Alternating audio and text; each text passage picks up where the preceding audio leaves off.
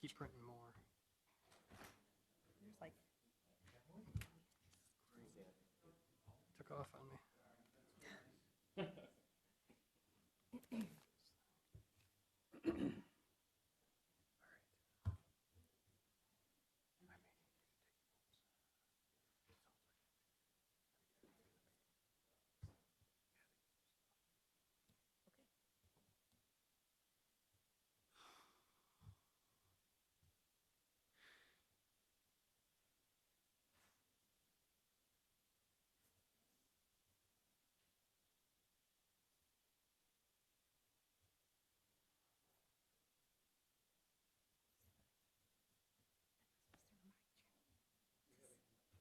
We just handed it out a second ago.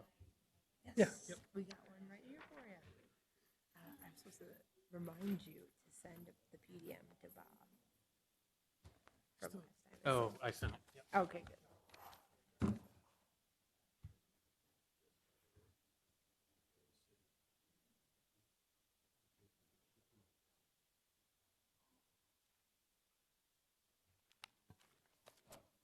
I'll now call the meeting to order and welcome all those in attendance.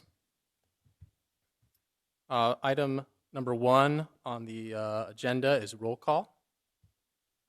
Stacy, if you'd note the roll. Yes, roll has been noted. Thank you, Mr. Chair. All right, and then move to the county side, approval, or excuse me, call the meeting to order. And then we, I believe, are all in attendance. Second item on the agenda for the city, approval, of the agenda as printed. Do I have a motion for approval? That's a motion from Jorgensen and a second? And a second from Rasmussen. Thank you. Then on the county side, approval of the minutes. Do I have a motion? So move. So moved by Mr. Ford and a second. Second by Ms. Boersma. All in favor? Aye. Those opposed? Motion carried. And on the city side, all in favor of the motion? All opposed, same sign?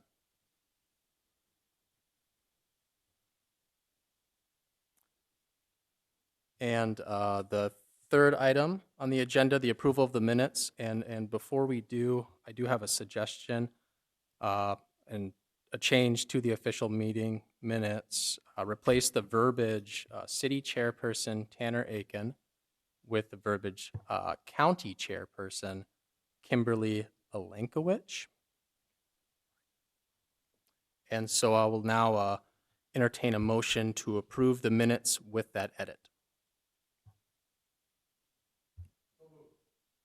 Motion from Rasmussen and a second from Bigger. And all in favor signify by saying aye. All opposed, same sign. Thank you. And then on the county side, the approval of the agenda. Did we see anything? I don't think so. Okay. So do I hear approval of the agenda on the county side? So moved. So moved. And a second. Second, Mr. Spence. Thank you. All in favor? Aye. Those opposed? And also, right now, I'm going to interject. We have two new members out we would like to introduce to everyone. We have two new commissioners, Commissioner Boersma. She can wave, I guess. And also we have Commissioner Diedrich. You want to wave? There he is. All right. So good on item number 3 on our end. Item number 4, other business, will be a discussion and review on updating the joint jurisdiction zoning ordinance draft, focusing on Chapter 3.6 Aquifer Protection. I guess we'll turn it over. Thank you. Are we okay where this is at? Bob, is this where, Richard, anyone? This is where this should be, right? This microphone? And are you able to get my computer up onto there? I should have warned you ahead of time that I was going to do that. Is that okay? All right.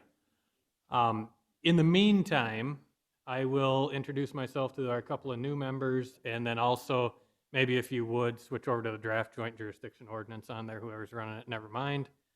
We're getting close here. I am Luke Muller. I work with First District Association of Local Governments. This is Peyton Schaefer's. Is that it, Luke? Who also works with us. Yes. I'm senior planner in that office. I've worked with the county and city. You're well aware of this for really pushing 2 years at this point on this project. And we are in meeting number 3 of the review of the update to the joint jurisdiction ordinance for the city of Brookings and Brookings County. So what we've done, first meeting was just a outline of what we have done before as far as methodology, getting us to this point and a rough review of just topically what's going on there. We're trying to work on honing in a little bit. Last meeting, we worked on the administrative process, talked about that, seeing if there's general buy-in from the groups, if you're okay with how that was laid out, the process and permitting and what have you. Now we're going to start diving in, and we even talked a little bit about the Ag District as well, kind of as a whole, not specifically trying to feel out uses and then also where things are at. Now we're going to start diving into some of the issues a little more specifically, and we're really only going to focus today on the Aquifer Protection District. The Aquifer Protection District turned into one of the discussions at the subcommittee that had reviewed this for a year and a half, spent a lot of time on, a lot of time reviewing it and considering how to handle things.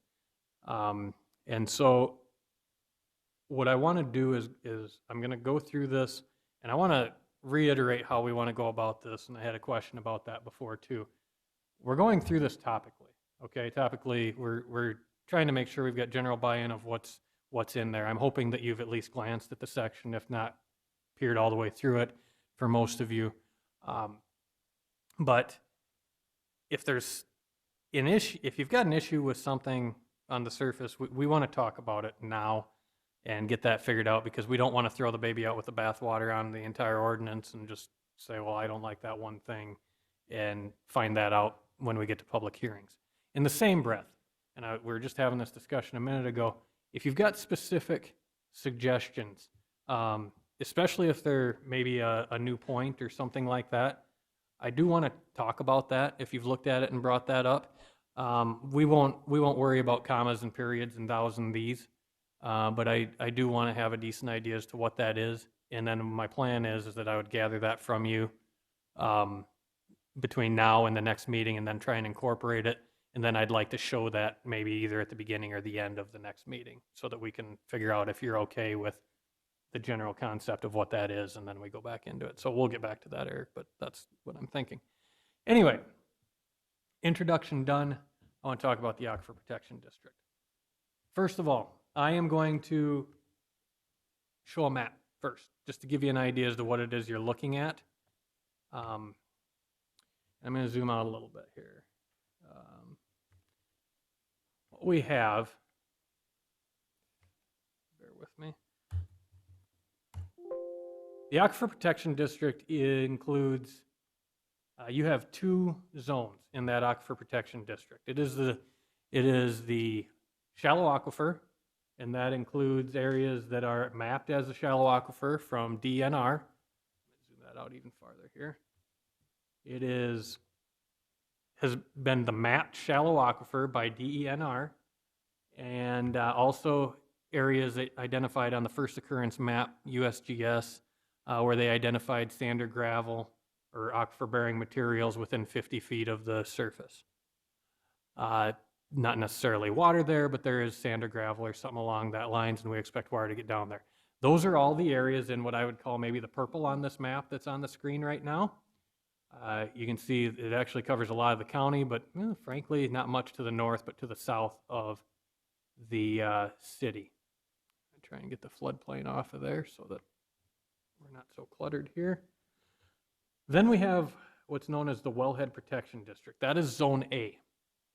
Zone A is the area where, in the case of Brookings, that is the immediate source of water for the city of Brookings.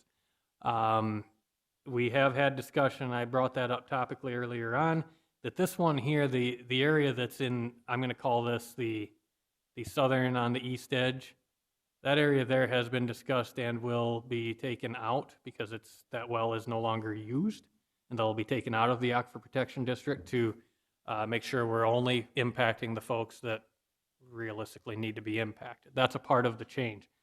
However, it involves this other, what I call cannon-shaped area, farther to the east of town, and then also looking at north of town as well for the joint jurisdiction area, to give you an idea. So those are the wellhead protection areas. And naturally, that Zone A is going to be the more heavily regulated portion of it, because that's the immediate source of drinking water. Any pollutant that gets into there, you're going to be paying for. If you're living in Brookings, you're going to be paying to clean that out, and also trying to keep that off of there. So those are the two zones. That gives you an idea. Purpose is obviously to try to keep from causing pollution over those and minimize the ability to minimize uses. I do want to point out here, treat this one more as a discussion. Today, if you've got questions, go ahead as we're going through and starting on the purpose, but that's generally it. As far as it goes, I've introduced what that district is. Eric, did you want to approach that deal on the purpose there that you were talking about? Well, all right, I'm going to be proposing an amendment at the appropriate time. And actually, I've gone through the entire chapter, 3.06, and have a few changes. But in the purpose section, in paragraph 1, I am going to want to have the distinction between Zone A and Zone B pointed out. There's some language I'm going to propose that there are two different zones, and just to make it clear that of that fact that there are two aquifer protection zones.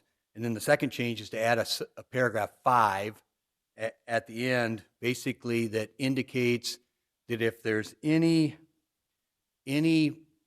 action that would require notice to anybody in Zone A, that in addition to the notice that's required by any other statute or ordinance, that notice would also have to be given to the city of Brookings and to the city of Aurora. Both Brookings and Aurora get their drinking water from the Zone A. Actually, it's the one that's out east. But anyway, that would be the point of that. So if there was any kind of zoning proposal that would require notice to be given, in addition to anybody else, notice needs to be given to the city of Brookings and the city of Aurora.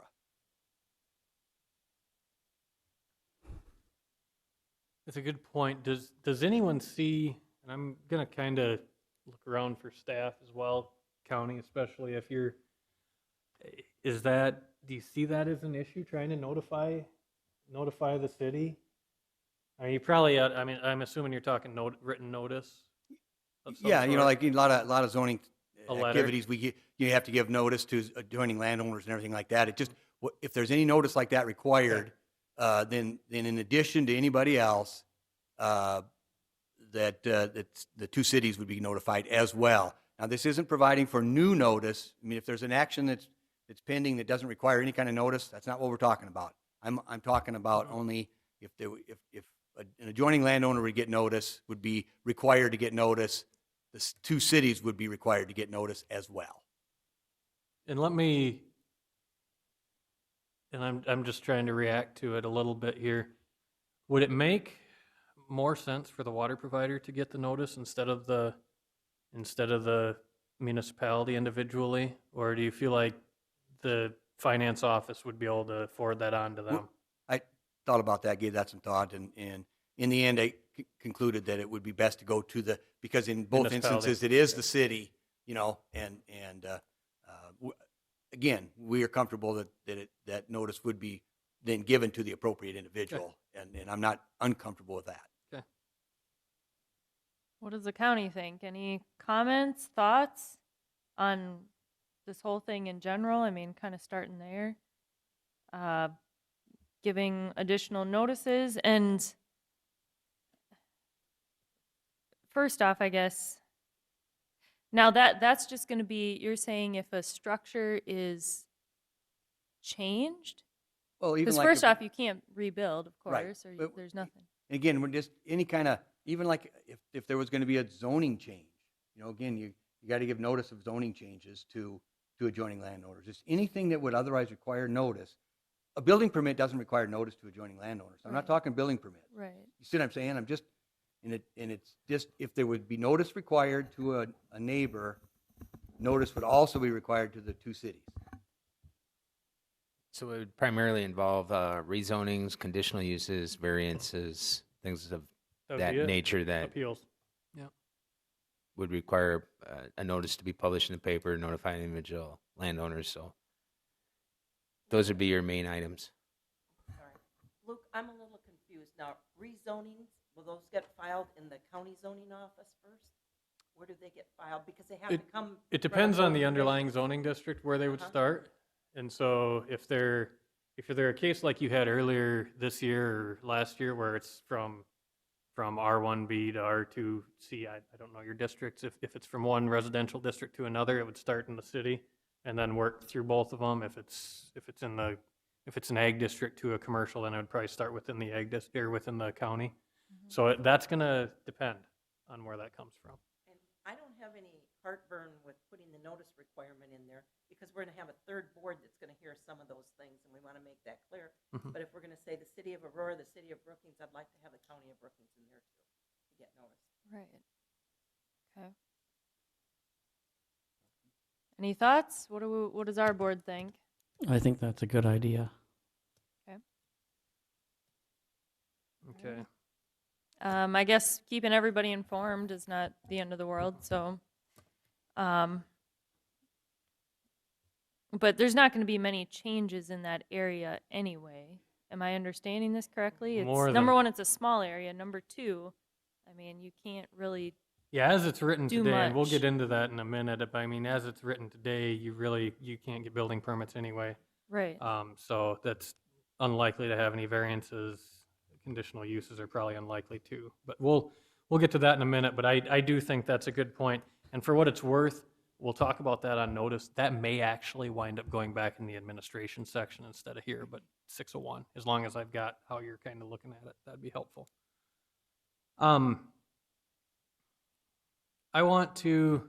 We go about this a couple of ways, and I think what I want to do is start actually in the Zone B as opposed to the Zone A and work my way back to that. And I'm sorry if you're following along in your copy that I'm sure you printed off and brought with you. But if we go to Zone B is, again, that purple area I showed on the map earlier. It is secondary impact, I guess is what we would call it, is it's the general source for water all around the county. And here's what I'm going to describe on this, okay? As I get into this, Zone B and a lot of this below it was changed. It caught up to a lot of what the county has for regulations and how it's handled to a large degree.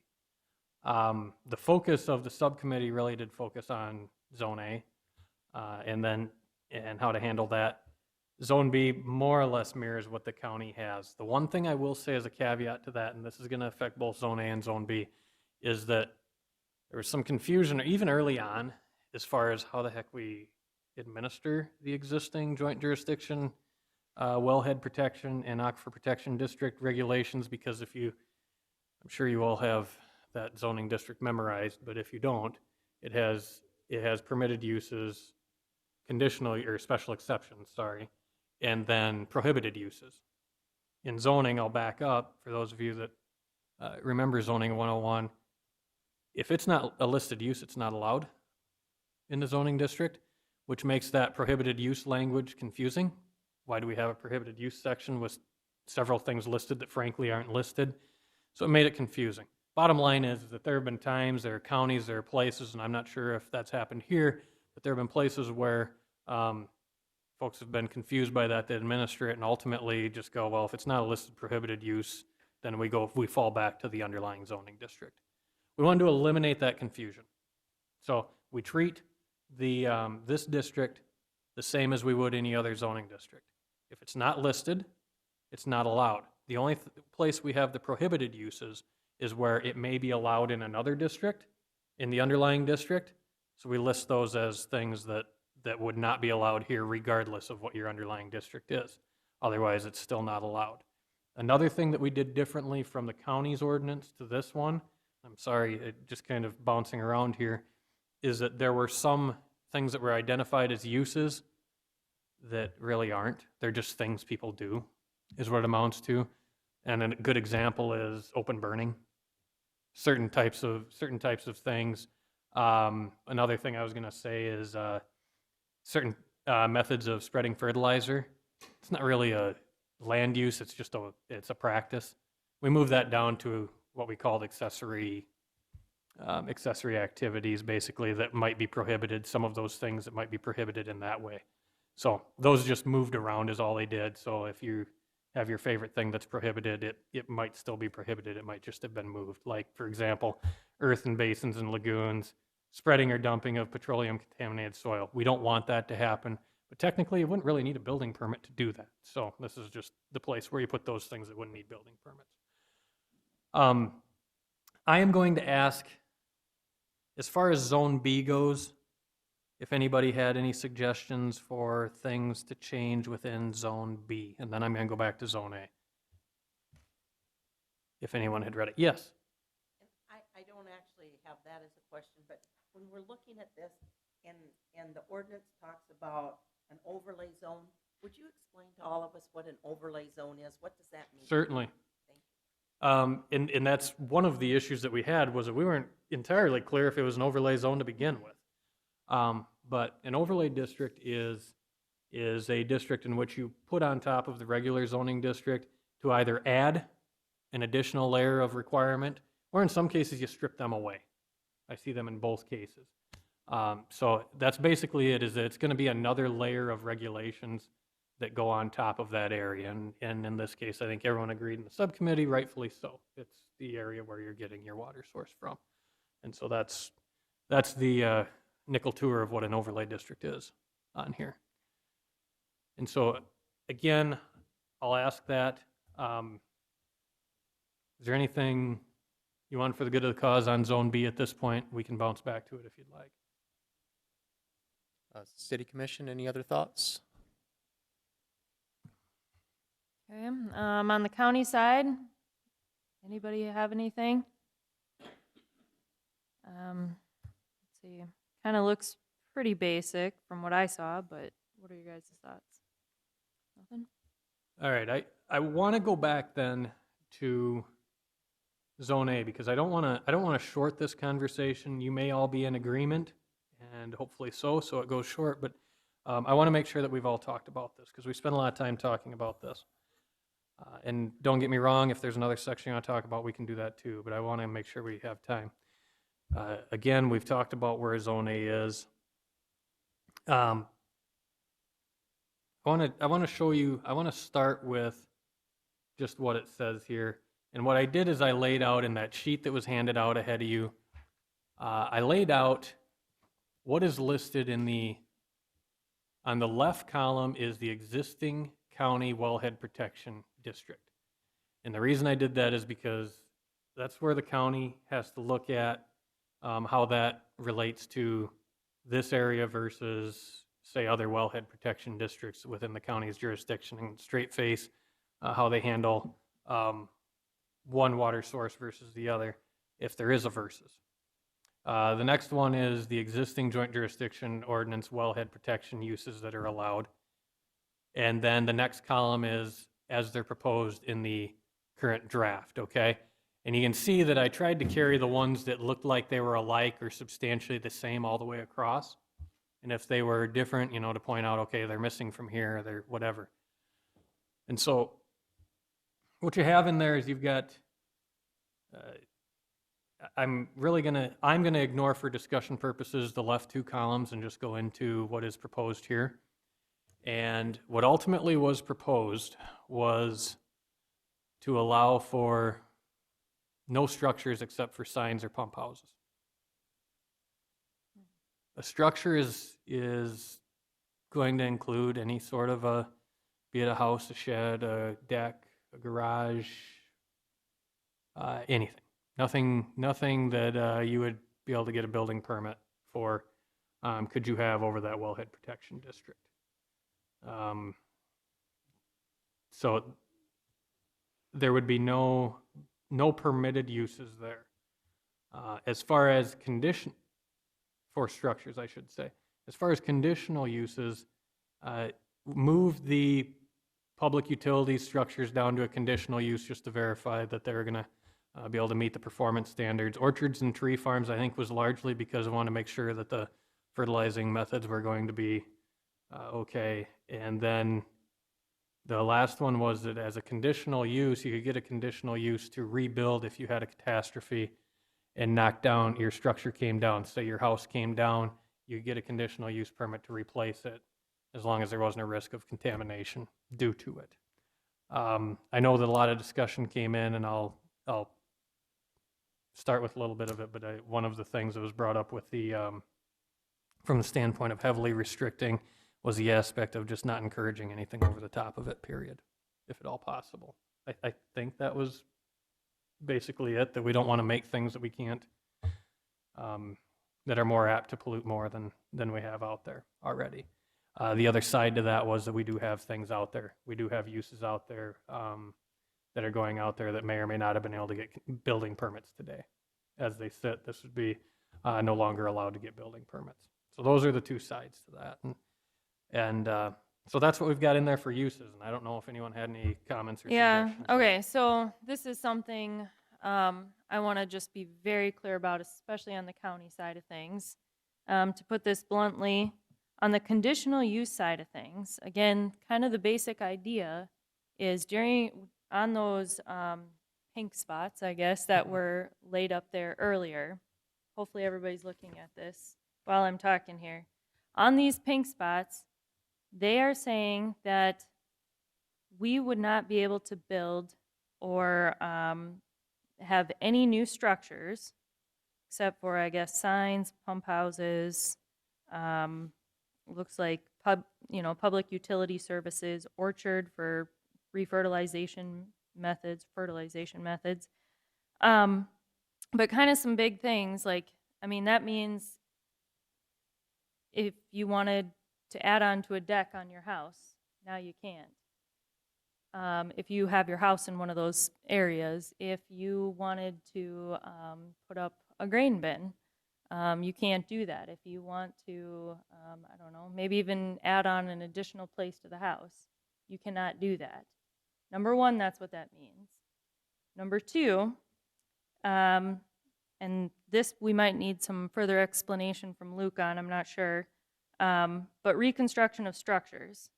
So just kind of my past, being in the finance industry, let's say hypothetically, I go out and build a new house, or I have that house, I guess, currently on there, haven't paid it off, I have mortgage insurance. Well, or homeowner's insurance, I guess is what it would be. Now, what if I don't have time to build that house within 1 year, according to what's going to be on here?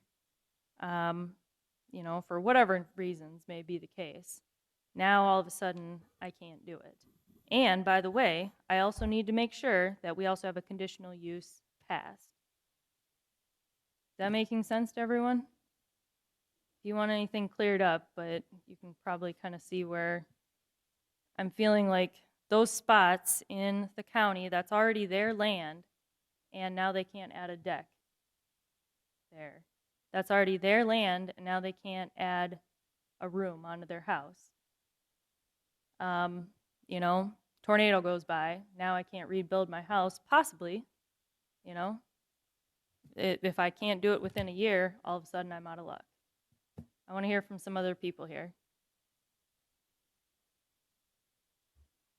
But Luke, I want to point out, how many structures are we talking about in the zone A's that we're talking about? I mean, that's very important to this discussion, is to know what we're talking about.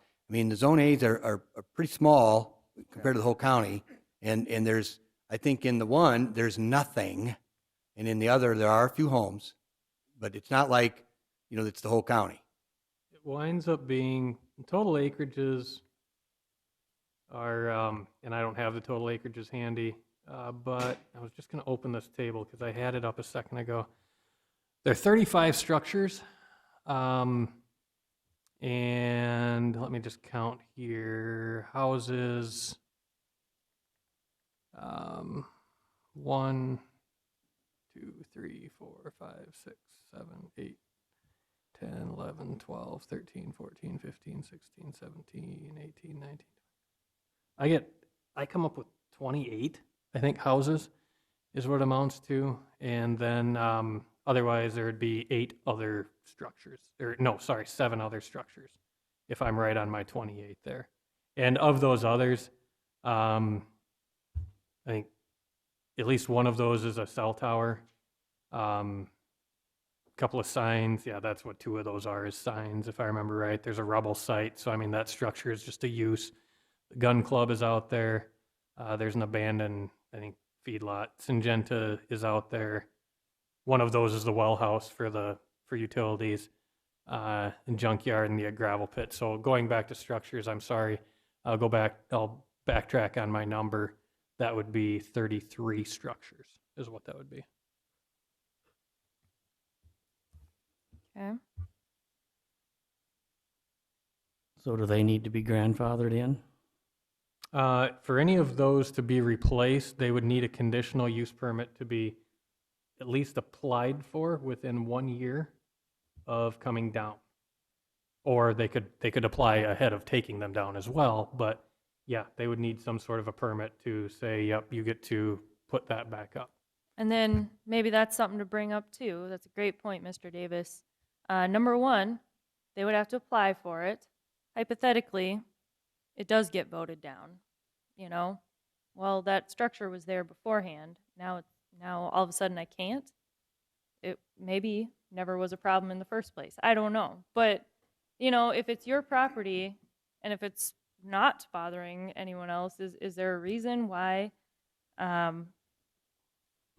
there's a problem? You know, I kind of feel like that's almost intruding on the current landowners. And sure, it's 28 houses, but to me, it's still somebody's house. It's still somebody there. And I feel like as a county, we need to be protecting those people. What if that was one of your houses? Would we be able to change the verbiage on this conditional use permit to include an act of God rebuild clause of a sort? Well, it would still be as of now, the way it's listed as a conditional use. You could move that replacement up as a permitted use if it was an act of God, you know, but again, that does a little bit, yeah, you could move that into a permitted use as well. From that standpoint, to reconstruct that it's allowed, basically existing structures or existing houses are allowed to be rebuilt. You could do that. To me, that seems like at least a good idea. What's the rest of the board think? I want to hear from the county side. Oh, sorry, Mike. Yeah. One of the things you may want to, it kind of goes along with this particular discussion, is looking at the non-conforming section of the ordinance, the non-conforming, non-standard things, because there is something in there about act of God if it's 60% of the assessed value, things like that. I wanted to address one of the other comments heard earlier. Yeah. It's not in this ordinance. I don't know if it's the county includes language like that. I know on the city side, with a non-conforming use, we allow a certain percentage expansion. Typically, it's like 25% of the existing floor area. If that's something that would maybe be advisable to look at, so you could cover an issue like if they wanted to add a small addition onto the house or the deck or something. It's really not changing the overall intensity of the use. And I think that's where we're coming from is we start looking into this area because it is a very valuable resource, our drinking water supply. My assumption is there's already some sort of a septic system on site, but are we really intensifying it if we allow a deck expansion or even a small addition and say it's 25% of the gross floor area of the first story of the house or something like that. I think the intention was to be cautious about not only the acreages, but allowing somebody to come in and put up a really large machine shed for storage, and all of a sudden you start storing things within that structure that you could have fuels, pesticides, fertilizers, whatever. They leak, they potentially get into they eventually get into the groundwater supply. So that was where the concern was coming from. So I think there's maybe some options to look at, not only with the non-conforming section, how do we make sure that we're not hindering the ability for somebody that's living out there to potentially rebuild, or even a small expansion, whether it be a deck, front porch, or even a small addition to the house. And my suggestion to that would be, one, that's not in this draft of the non-conforming language, but if you wanted to, my suggestion would be to stick that literally into this district as a 25% expansion on non-conforming uses or structures, if that's how you would do that. Did anybody, or is there any wording in there about limiting it to one septic system? For example, if somebody has a house, and I have the same issue, I have a house with a septic system for the house, and I also have a machine shed with a septic tank on it. And what I'm getting at is, should we prevent more than one septic system in the area per these houses that are there already? Well, at this point, the draft today wouldn't allow a new house or a new building to put a septic tank onto. The only ones that might possibly be allowed would be if they are if they're going to be connected to an existing structure. And even then, I'd have to look. I hadn't even thought about that as a requirement, but I'm not 100% sure you'd even be able to do that. I will look at it, but it would only be attached to an existing structure. I mean, it would probably be, yeah, it would be an option to limit them to one per lot, I guess, especially over there. Luke, as long as the septic system idea is brought up, another amendment that I'm going to propose is that there be no new septic systems in Zone A. I mean, so whatever's there now can stay and be repaired as necessary, but that's going to be an additional sentence to 306061. 306061. 306061. Yeah. A sentence that says no new septic systems in Zone A. Okay. And again, folks, the reason I'm so interested in Zone A is because that's where the city of Brookings and the city of Aurora get their water. And it has to be protected as much as we can. And that's why we want no new development in that area. I mean, what's there is there and can stay. Mm-hmm. And we're not talking about tearing houses down, and we're not talking about rebuild, that they can't be rebuilt and that. Right, but that And that's needs why to I be wouldn't disagree clarified. with your idea of making clear that if a house is destroyed by a tornado, that it can be rebuilt. Yes, that's not what we're talking. That's not what my position is. Okay. But that needs to be clarified. Yep, When I somebody agree. looks at this hypothetically, none of us were on the board, and that's an interesting concept, the 25% expansion. This is the first time I guess I've heard of that off the bat without thinking it through. It seems like actually a really good idea. But I don't know if there's more to the story than what I'm noticing here. Go ahead. And maybe if we're going to look at doing something like that, it might be to the primary structure. So Okay. to the house, so that not necessarily to the shop or to the shed. It's really, you're looking at living quarters Mhm. and not the accessory structures. And a one time, only allowed one time, because once you increase, Oh. you use your 25%, you can't do that again because then you can build something bigger again. From the original structure? Yeah, it would be increase of 25% from the adoption of the Right. ordinance, I'm assuming is how you do that, isn't it? And you track it through building Yeah. permits. So you pull up, you basically get your one Mm-hmm. shot at doing Right. the 25% Yes, expansion. Tom. Yep. That's right. Yes. Kimberly had a good point in that 1 year. If your house burned down, for example, it's going to take you a month before you really start, at least before you start figuring out what you're going to do. It's going to take a little longer than that to get your insurance stuff figured out. Then you're going to have to come in if it's a conditional use, maybe it's not a big deal if we go to the permitted use. But maybe 2 years is a more realistic time. And what I really want to know is, what does it mean by replace? Does that mean, because we've litigated this already, all right? Does that mean when you start to build, or does that mean when it's done? What are we talking about by replace? Wait a minute, let's make it clear that we're understanding here. The language says application within a year. Yes. It's not completion of construction or Yep. even start of construction within a year. Where does it say application? Well, Okay, you're I'm not, looking you got at to the read, little chart. you got to Okay. read the words. I mean, Yeah. it says reconstruction of structures in existence, provided application is made within 1 year. So that has nothing to do with completion or start or anything else. So let's not get that confused. I know, but that's, yeah. yeah, but that's Yep. a summary. You got to Yep, read the that's the document. Well, we need to make it clear that what's in the summary then isn't what's in Well. the ordinance. Oh, yes, in that, Yeah. in that list, yes. The summary itself is different than, I didn't have a lot of room in that table. But yes, what's listed in 307062 is provided application is made within 1 year of removal of or destruction of the structure. So, and I guess I want to,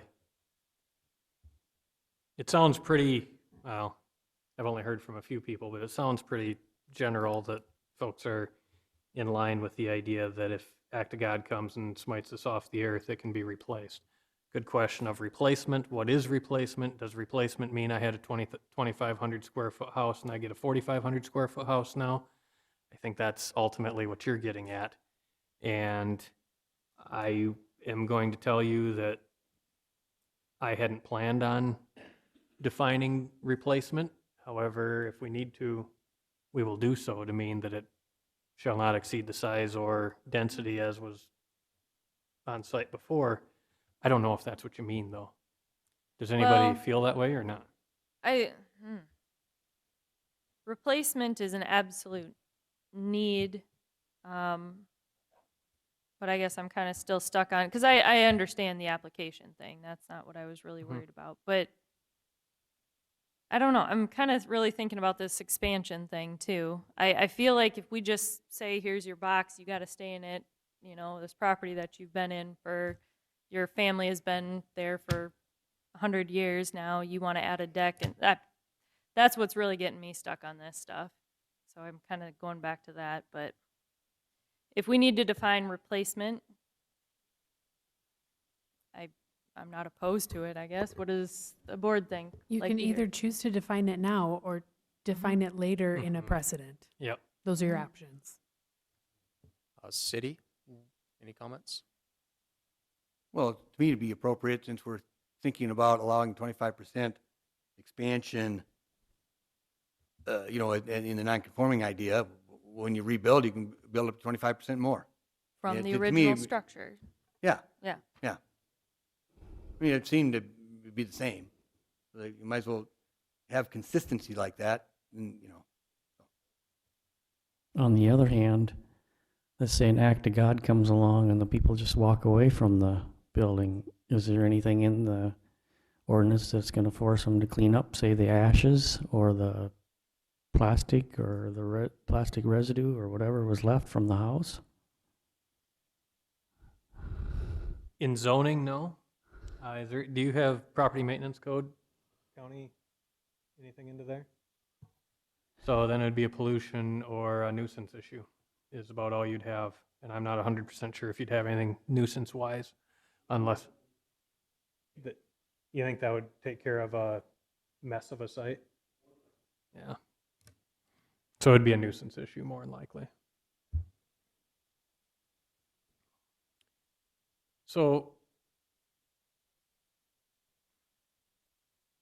right now, as listed, is everyone comfortable with the idea that the reconstruction, I'm going to go with that, reconstruction of a structure, is that a conditional use? The way that it's listed as a conditional use, is that the way you want to leave it? Meaning you'd have to come back to the board and ask permission to get a building permit for it. I don't know why you'd need to come back to the board. It was there in the first place. To me, that's not a problem. That is a permitted use already. It's not a conditional use by any means. But part of the purpose of a building permit is so that the county can know, basically what you're the tax, Yeah. So the equalization director can come out there and measure the house. Right. And we're gonna have to check on what the original square foot of the But house you would was. you'd still get all that with a building permit. Right.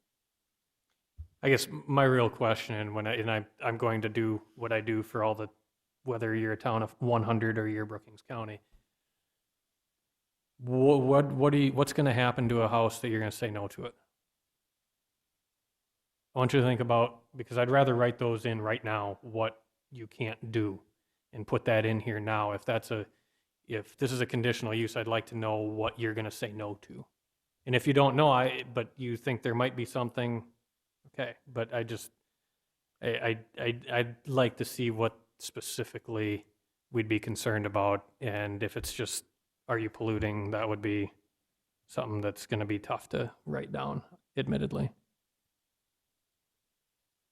But the building permit would address the issue on the square footage, and if you were more than 25%, if you had the proper sewer system and all of that, that will all be addressed in the building permit, Correct. right? And if you add the requirement that Mr. Rasmussen suggested, or Mr. Davis, you have one septic system per lot, and that you're not having new septic systems, that makes any septic system non-conforming. So if the septic system itself fails, you got a statement? I think the primary reason for the conditional use is to ask ourselves, is it appropriate to have this structure in this location? Irregardless of who made the initial decision to allow it to occur in some of these areas, would we allow a new structure to be built here? And I understand that, there's financing and they may have been there for a while, but there's also a point in time where you recognize things as non-conforming. You wouldn't approve them today.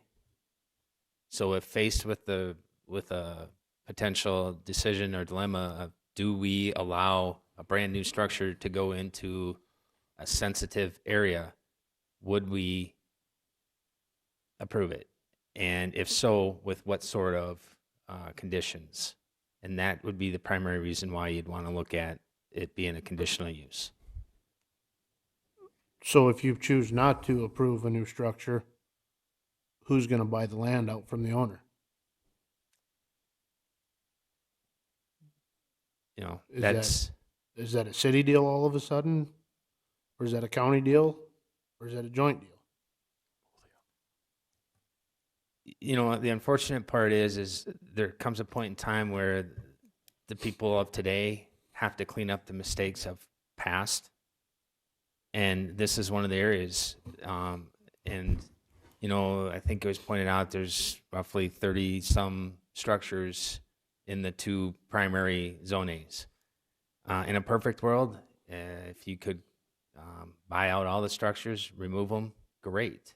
But you may not be able to accomplish that. But if there are some that are right in the primary, right in the middle of the zone, maybe those are the ones that maybe they don't get approved. Maybe the ones that are on the very fringes, maybe there's things that you can do, with their septic systems, holding tanks and whatnot, to try and discourage or eliminate or prevent the potential for contamination.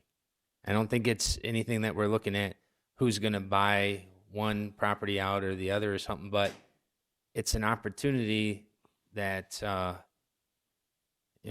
if you have the ability to clean up a past mistake, now is maybe the opportunity to do that.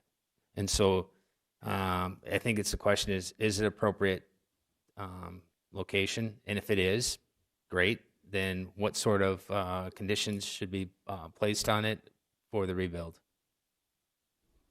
Two things to that point, actually very good. On what I was thinking, number one, just throwing it out there, tornado goes through, we have 28 houses that are destroyed. Now we have 28 conditional uses that we have to hear. Just because I want to rebuild the same house I had. Number one. To number two, who's going to buy the structure? Well, with that, if nothing's permitted there, and we, both of us, all of us in this room are saying you can't do anything, who's going to buy it? Well, if it's that important, and if some catastrophe happens, why don't we just buy it? I mean, I understand it's not plausible, it's not logical, nobody has the money for that, but they're not going to want to, nobody is going to want to pay taxes on something they can't do anything with just because, and I understand it's very important to have drinking water, I get that. But if the land isn't good for anything, who am I going to sell it to? Because the city won't buy it, the county won't buy it. How do we solve that problem? Luke, I'm right that what I'm thinking here, that on a conditional use, it never comes back in front of either of these boards. A conditional use goes in front of that new board, right? Goes in front of the Board of Adjustment, Yep. the So Joint Board of Adjustment. our two groups would never hear that conditional use. Yeah, I get that. I just want to make it But clear still, so a everybody board knows will hear it. you wouldn't get a chance to vote on that in the future.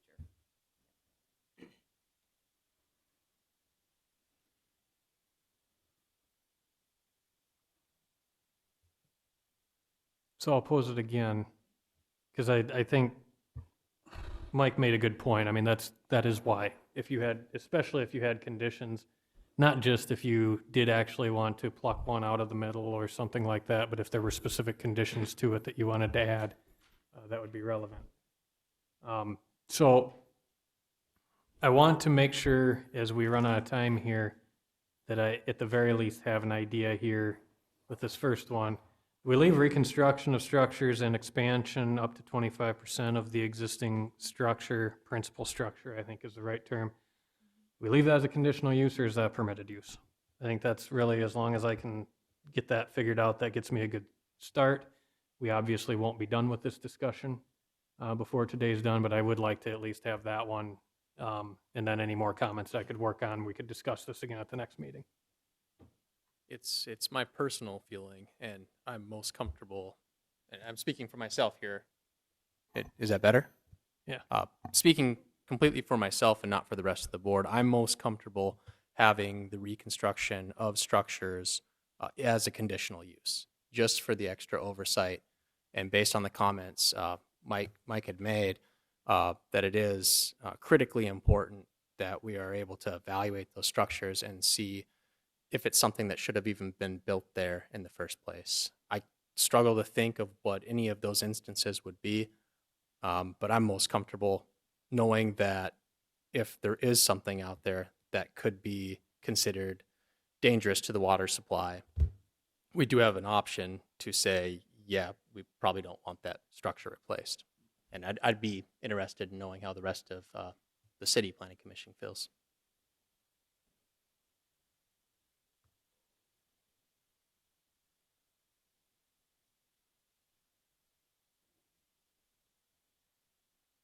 Well, I think you know my point already. I prefer it to be a conditional use for,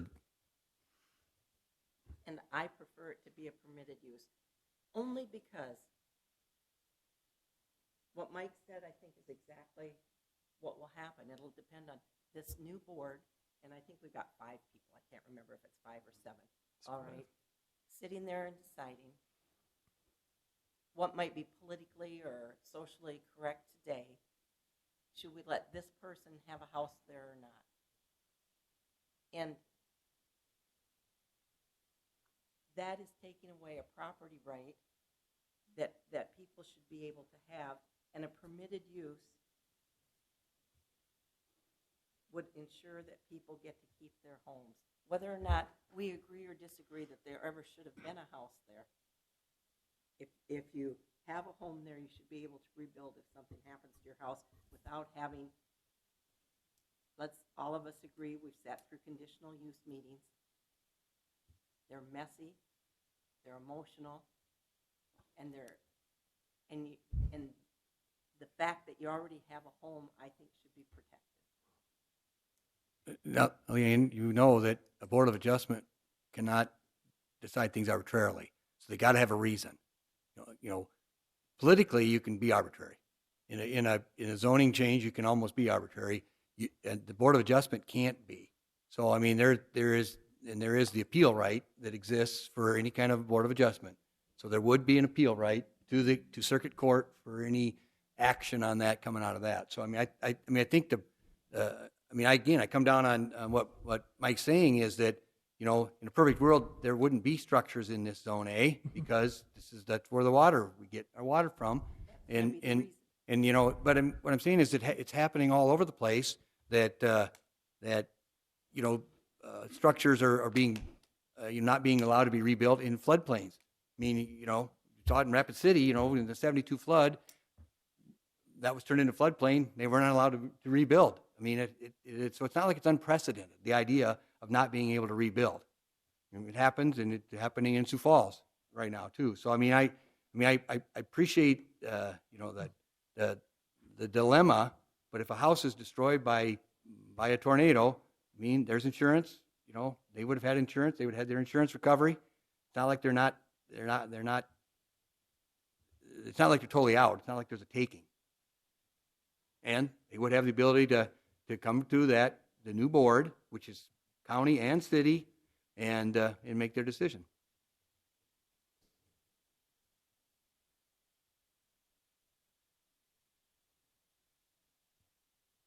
I think I'd agree to some extent with both of these smart people over here, and that I do agree with Eric that there is an opportunity to perhaps maybe correct and improve a collective resource for more people. But I do also agree with Leanne that you do create a situation where you may have a body that decides to, perhaps an individual doesn't have insurance, and this body is not going to have the authority or the means to make this person whole. They would simply be starting the mess of telling this person you have to move on, and there certainly would be a mess of some sort that would follow somewhere. So that's my challenge in seeing a little bit of both sides of that one. Maybe what I would encourage is, because we're running up on the time so that the county can get to their regular meeting, is if each of you can kind of put some thought into this and try and get some comments back to your respective staff for the county, to Richard and Bob, and for the city side, contact myself or Stacy, and some of your thoughts so that we can work with Luke to see if we can't potentially come up with some better language or address your concerns so that we have a better discussion, or not better, but continue the discussion and try and maybe make some headway at the next meeting. So Yes, we'll start with, hopefully we don't even have to start with this question because we'll have all those answers received that way. But if we don't, at the very least, this will be the question we'll start with. We'll build from there. And hopefully we'll have wellhead protection district discussion behind us by the time we meet next month. By the time we're done meeting next month.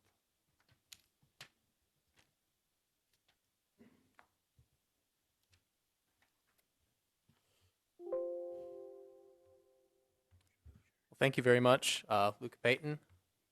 So unless I hear an objection, I will declare this meeting adjourned. Hearing none, meeting adjourned. Alrighty, on the county side, motion to adjourn. So move. So move, Mr. Ford, second. All in favor? Hi. Those opposed? Sounds like we're adjourned.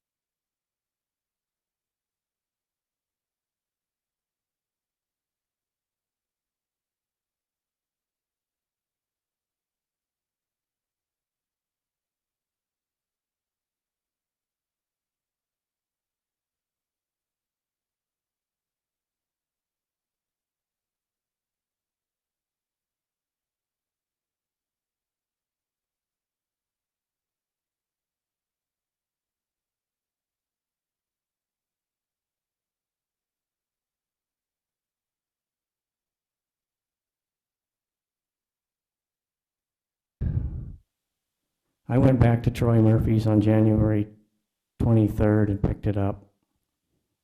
And then I returned or got all the other necessary signatures on the road agreement, and I believe I delivered it to the zoning office on January 29th. Now, about the proposed road that the opposition wants, if that's what the board wants here, I'm not going to pursue my permit any farther. And the reason I'm not going to build the road is because my two brothers and I own 9 quarters and an 80 together, and we're in the beginning stages of dividing it all up for estate purposes. And the primary reason for that is that my brother Philip has a 14-year-old autistic boy, and my brother is 64 years old. And we don't want where he lives is in Utah, and we don't want the state of Utah coming after us at some point and saying, we got to have the income off of this land, with all 3 of our names on it. Another reason is, if I build the road, that exposes 481st Avenue to trucks. And then trucks would all go by Mrs. Zimmerman's acreage and past the Hutterite School. And another reason is, in 2015, I went up there to check my cows, and there's a calf up there with his bottom jaw in a snare. When we went to capture that calf, he pulled the bottom half of his jaw off. And you know how heartbreaking that is, to run the mother and the calf into the corral and shoot the calf right there in front of her? And your own calf, 500-pound calf? So I don't want to expose my property to any more hunters and trespassers with 4-wheelers and side-by-sides and that kind of stuff.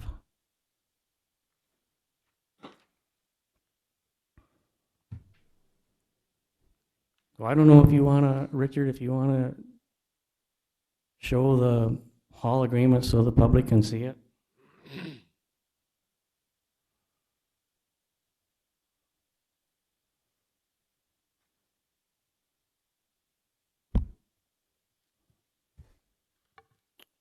This is the haul route that Mr. Davis brought in.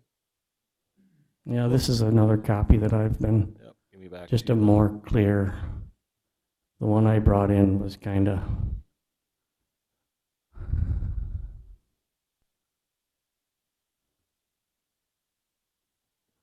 and on that haul route, right here where we come out, we were going to have a I-beam there, so that if a truck does try to turn south, that they're going to damage the trailer of the truck. And then we'll have one over here too, so the truck can't get over far enough to make it turn into the pit.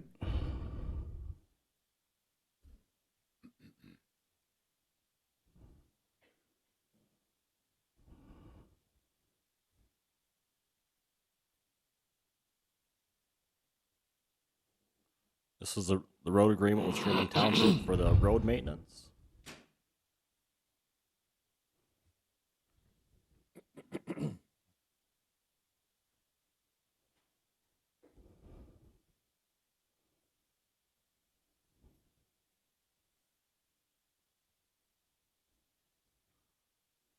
And this is the agreement with Sherman Township for the upgrade of 480th Avenue.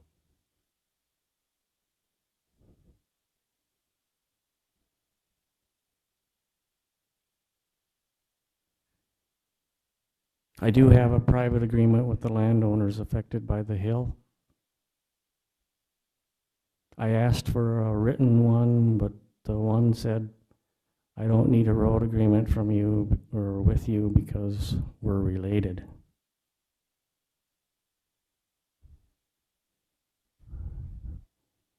The landowners are Leonard and Jerry Henneman, and their mother was a Davis.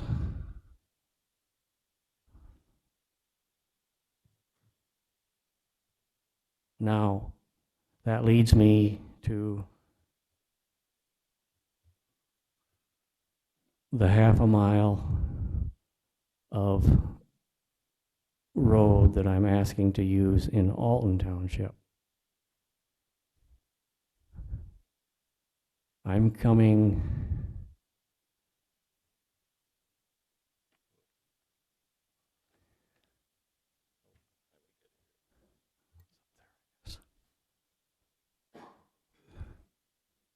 Can I put this up there? Yep.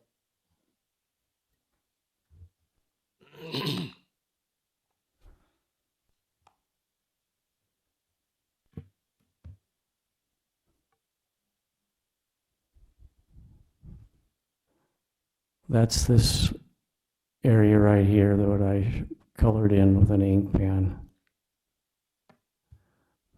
Now, I'll be the first to admit I do not have a road agreement with Alton Township. The reason being is I had to recuse myself from the the Alton Township in this situation because I'm the chairman.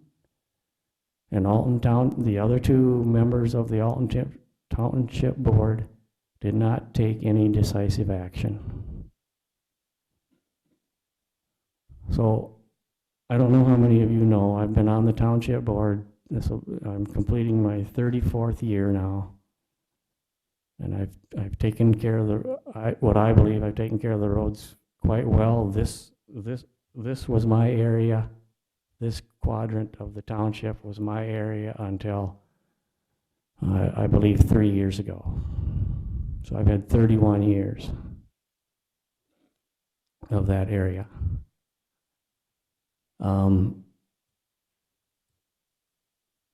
If you don't believe in my character, in 2011, when we had a wet spring and had a terrible winter, I couldn't convince the bank, our township bank, to give us a loan for summer graveling. So I bought myself 2,000 tons of gravel and put on the road with my own money that summer, and I've never asked for that money back.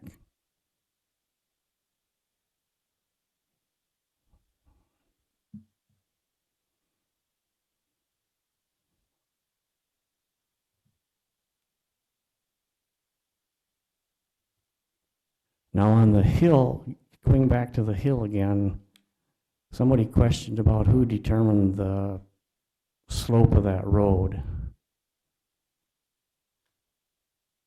Well, on January 7th, the contractor, Groundworks, which is Bill Sturzinger, and I drove over there. We actually got stuck there in the snowbank, but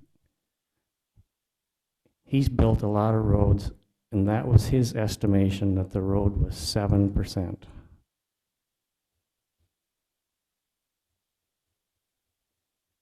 Somebody questioned about the water coming down the hill. Well, at the present time, on each side of the hill, there's ruts in the right-of-way that you could bury at least 2 4-wheelers in there. And I know firsthand. I drove up there a couple of years ago and I forgot about them, and I tipped over in there and was pinned underneath the 4-wheeler.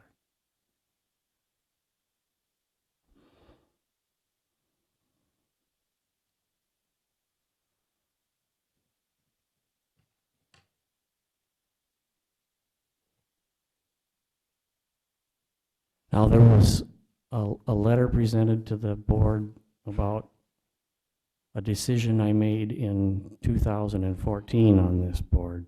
Also, it was on about a home extended business. And if you want me to explain my decision, I will. I'm going to ask you now what the board feels.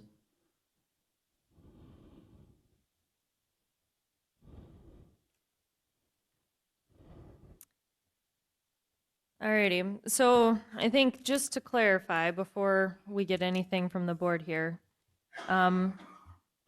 So, Mr. Davis, you're saying, because what we were kind of wondering first off was we were hoping to get a road from, I guess it'd be what, quadrant 4 and 3 over to the paved road. But it sounds like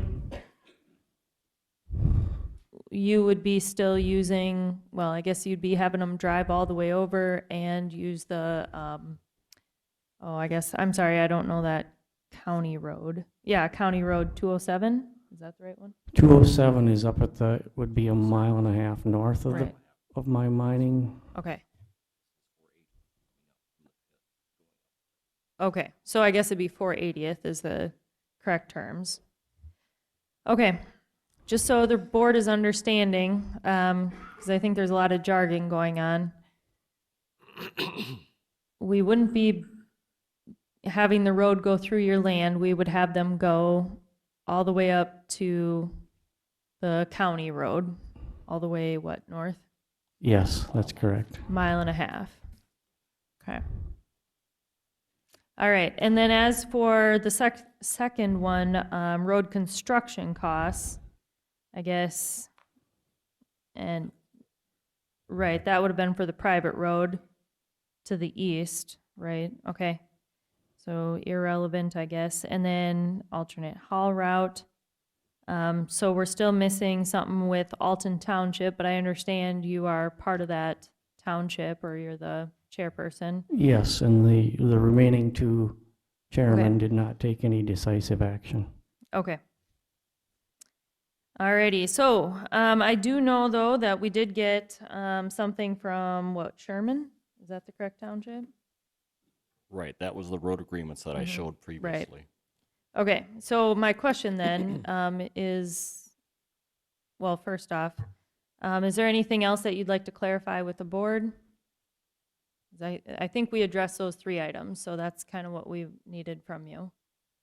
Yeah, and my only reason for pointing out the number of trucks as a comparison is that we feel that the number of trucks with the way we've designed our access road to 480th Avenue is going to be only people that are lost getting there.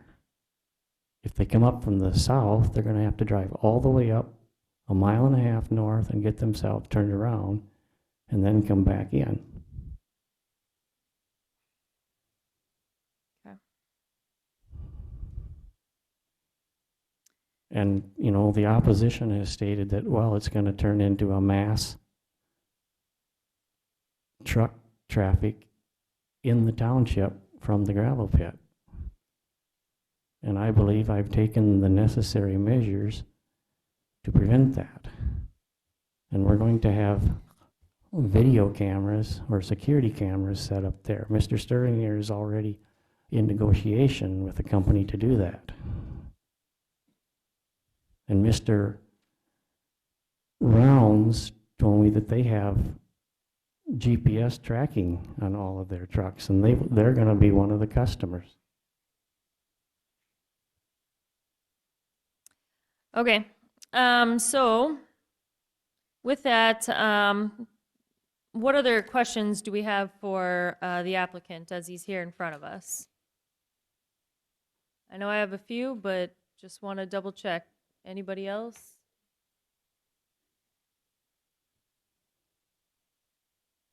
Okay. Looks like, first off, so we had the Sherman road agreement, and is anybody here with the Sherman Township? Or I'm sorry, the Sherman, I guess it'd be Township Board that's representing? Okay. Would you like us to step back for a minute and let one of them come forward? Well, eventually, I think we need to speak with somebody there, and then the amount of trucks, and then I believe there's been some other board members that have some questions too. So for now, why don't you step back and we will maybe address some more of the board's concerns for you. Did anybody else, before we start calling people up, anybody else have any concerns specifically that we want to address before we have some of our concerns vocalized? Okay, go ahead, Mr. Nelson.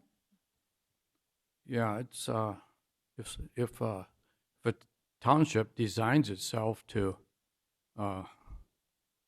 think that by not making an agreement is designing itself to think that it can make itself not make this agreement, think that that's going to make it so Right. that Afton needs to vocalize some opinions here, I think is kind of what we're getting at. Yeah. We can't make that decision for them, and we Okay. value their opinion, Yeah. hence why we're asking them. All right. Is that kind of what you're thinking? Yeah. Is it? Yeah. Okay. I think we definitely value the township's opinions. They're the ones that are obviously truly being Yeah. affected as well, in addition to wait. everybody in the I can wait. surrounding areas. Okay, just making sure. Anybody else on the board? I have some questions for Tom Okay. later. Later? Okay, so some additional questions for Mr. Kleinjohn.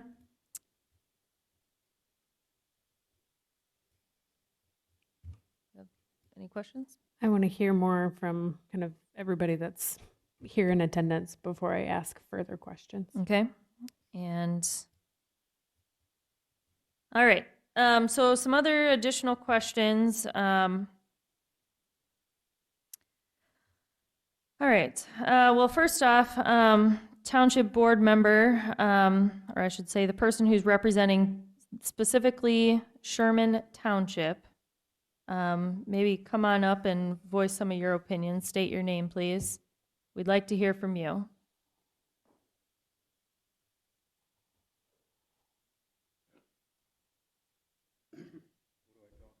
Yep, just come on up here, state your name, and at the You can sit right there at the desk. Yep. There you go. And then please state your name and just kind of why. Just Please sit down in the All chair. right. You're addressing the board. This is the public hearing has been closed. Okay, my name's Craig Haber. I'm just a supervisor on the township. I didn't really come prepared to talk to everybody tonight. I just kind of came to Okay. listen. But as far as giving them the road agreement, we discussed it as together as a board, and we decided that from a board standpoint, we need gravel. Mhm. And I realize the road right now is a poor road, but their agreement is to rebuild it. We have had problems with that hill forever. If it gets cut down, it's going to be a benefit to us. I don't really know what else to say. It's, Okay. We just value specifically, everybody's opinion, but you're one of the big voters, the township representatives, and that's why we're just kind of wondering or clarifying with you. Okay. All right. Sounds good. Well, we Question- appreciate your input. Do you have some other questions for I him? did have a question. As Yeah. a part of the discussion for the road agreement going north into Sherman Township, cutting down that hill, was there any discussion about who plans to design or engineer that hill or how the construction or specifications of that would be determined? no, we haven't. Okay. I would strongly recommend that that be part of those conversations. Right. That it needs to be actually engineered if that's the plan.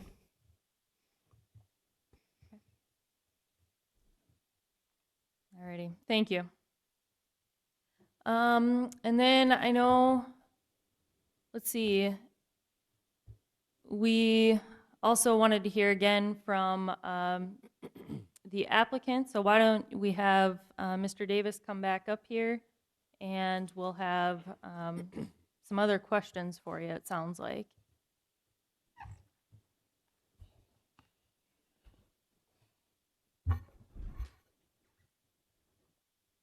Okay. So any other Ready? questions we specifically have? Okay. Go ahead, Mr. Kleinjohn. The 480th, that last mile in Alton Township, is that a regular road or is that a minimum maintenance road? It's posted minimum maintenance, but we maintain it as a normal road. The only reason we have a minimum maintenance road is there because it's not plowed. Okay. All right. And your driveway that you're going to put in that intersects that, where does it intersect that road in relationship to where Deer Creek crosses that road? It'll cross that about, or intersect the road there probably 100 feet to the south of the Deer Creek. Okay, so you'll be using their crossing on the road then. Your Hall Road in Alton Township will cross Deer Creek on the regular road. Yes, Okay. yep, and that's a box culvert that was installed in 1989 Okay. by the Brookings County Highway Department. And you're not going to be altering the road there in that point? No, not at all. Okay. And from where your driveway is going to intersect 480th, what kind of shape is that road in from there to the south? To the south? Yes. Well, it's like any other average road. I mean, it's not any potholes usually in there and everything. It's a pretty. Okay. I was just wondering if it was a really poor road and Oh, that no. would deter No, the trucks no. from going that way. Our policy has been to maintain all the roads in Alton Township as if they're going to be used all the time, so that the farmers don't have to drive their expensive machinery down poor roads. Okay. In fact, I get a lot of comments from truckers and stuff that come in to the township and say, your roads are a lot better than some of the other ones we drive in. Yeah, I know when we're out in that corner of the county, when we go into Lake County, it's the same thing. We're dumping on the average between 120 and 140 loads of gravel in the township every year. That's about what we did in our township And too. last year, we dumped 312. We got 215 out of Bounds Pit, and the other 97 came from Larry Sterzinger's pit over there by Skyview Junction there, on where the Highway 14 curves and enters Minnesota. Okay, I think that takes care of my questions. Okay. Thank you, Mr. Kleinjohn. Any other, sorry, go ahead. Any other questions? Have there been any conversations with Brian from the County Highway Department on any of these plans yet? We met with him prior to the January 7th meeting. I don't want to, or after the meeting, we were told not to use his name, so I'm a little hesitant to talk about that. Okay. Any load limited or bridge structures that have load limitations that we all need to be aware of? There's one going south out of the pit. I believe it's between 210 and 209 that we had a bridge inspection done by the County Highway Department. And they told us that whether we use that route or don't use that route, that we got to get some gravel off of there because there's almost 24 inches of gravel on top of the bridge. Okay, so if there's been a conversation about the use of that bridge, but the highway department is not prepared to actually advocate for it in its current state, I'm not sure that it is super prudent to move forward with the suggestion of using that route in any way, shape, or form without the approval of the highway department. Right, and we're not intending to go south across that bridge. Right, but that, truthfully speaking, that is very hard to control. Just genuinely, it's very hard to control.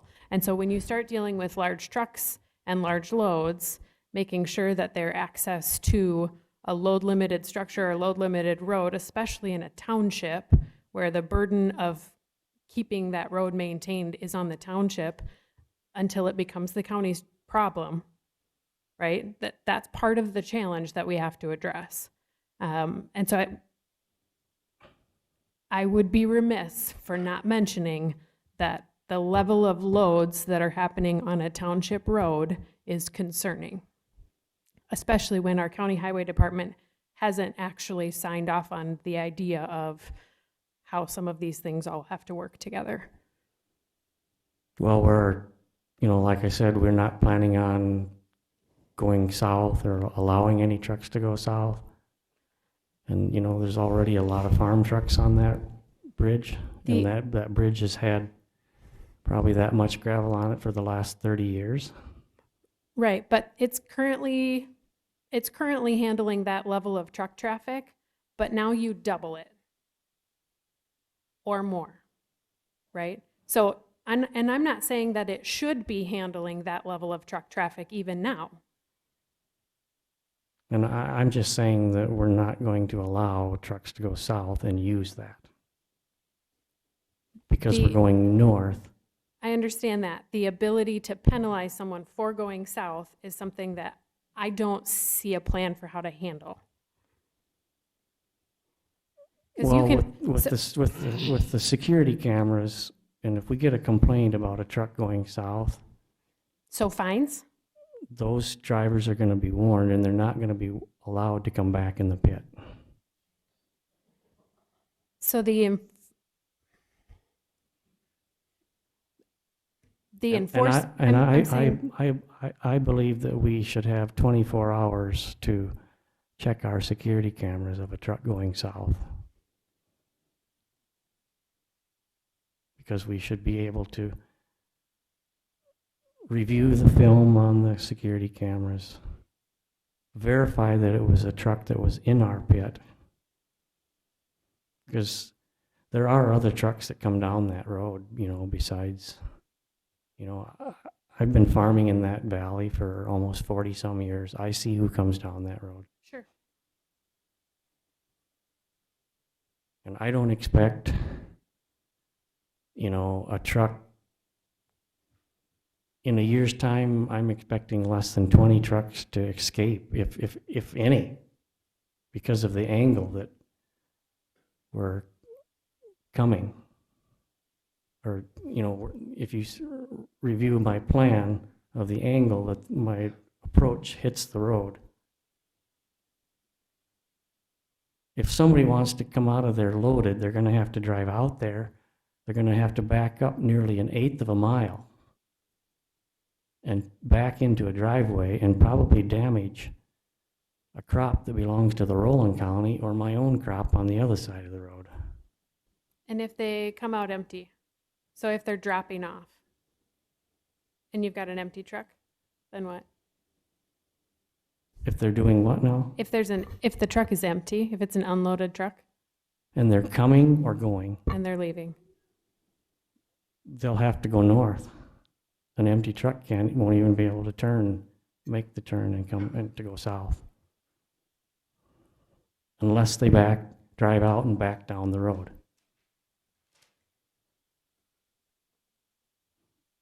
and so the turning radius study has been done on that? Well, just common sense would tell you that a semi can't make that turn at that angle. Sure.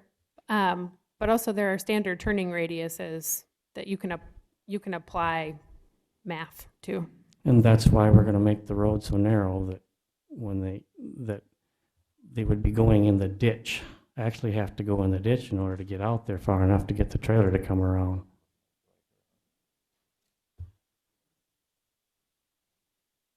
I don't know if you've ever driven a semi or anything yourself personally, but I'll drive a tractor and trailer plenty. Yep.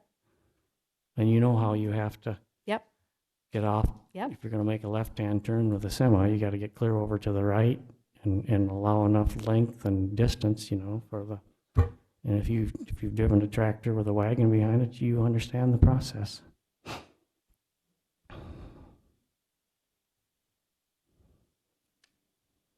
Alrighty. Any other comments from the board? Questions for Mr. Davis? Mr. Nelson, did you have anything? Yeah, so how do they meet? Do the empties, they don't circle, do they? The empties, how do the empties come back? Well, the empties are going to, let me put this map back up here. Where's the,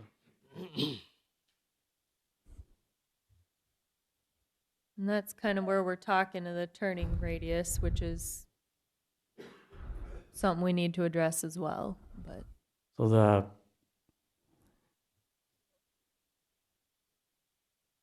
if there's two trucks here at the same time, Mm-hmm.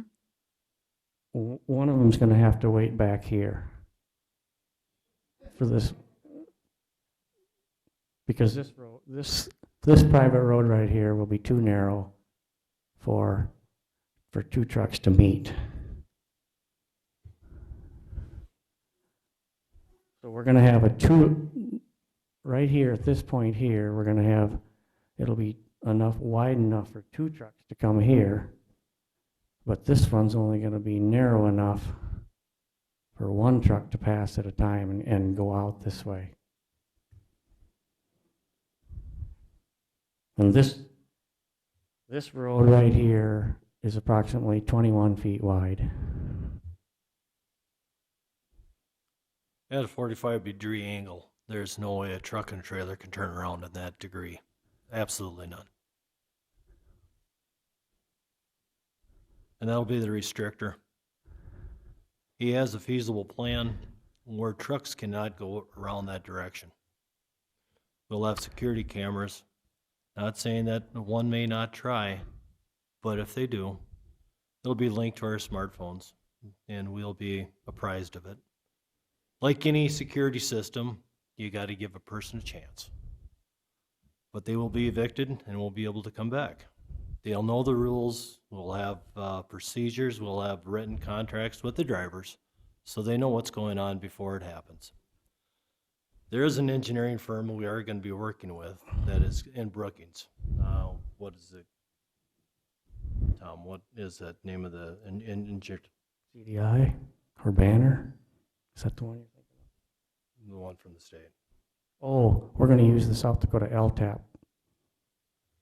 Are you familiar with that is? I tried 3 times today to call them, 4 times to call them today, and nobody would answer. I mean, the secretary wouldn't even answer, so I don't know what's going on today. Is the empty coming from the north or coming from the south? They're all coming in the same direction and going out the same direction. Okay. With that restrictor in place, if the truck came from the south, they'd have to go all the way to the north to the county road to turn around and then come back 1.5 miles. Yeah, okay. There's no way to access the pit, so it'd have to all come in from the north. So Tom has a feasible plan after listening to the concerns with the rest of the township. Decided to only go to the north. And side dumps they can be both side dumps and end dumps. Correct. Yeah. Side dumps and dumps. Okay, thank you. So you're coming in and out from the north, Yes. Correct. but that essentially a frontage road is only 1 lane wide? Am I understanding that correctly? Yes, to prevent the turning up here so that it's not wide enough to. At the access point, the last short distance will be narrow enough, and then it might widen out to gain access for the trucks to get by. But at the narrow part, so it's a bottleneck, they will not be allowed, so it's only a one-lane road at the 45 coming across through the ditch system. So right at the very angle is it's going to be a bottleneck. So the truck will not be able to take a wide turn and turn back. And Now- the east-west connection that you said is just north of 209th Street that has a gate with a fence. What's that access? Right there is currently a steel gate or a gate made out of square tubing. And that's the one that'll have the padlock on. But its purpose is, Well, right now, the purpose was for cattle. but that's staying? At some point, we'll probably be running cattle through there again, yes. And then that's the access I would like to have if we obtain the bid to gravel in the township. But if you folks feel that I don't want to allow me to open that gate for graveling purposes within for the township itself, I'll keep it locked.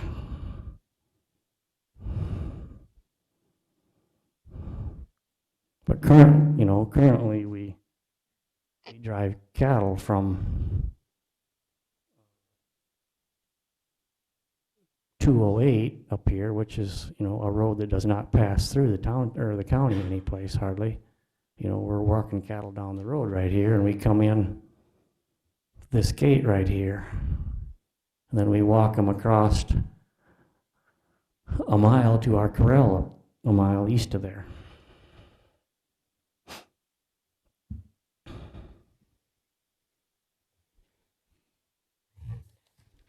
But if this road is here, most likely,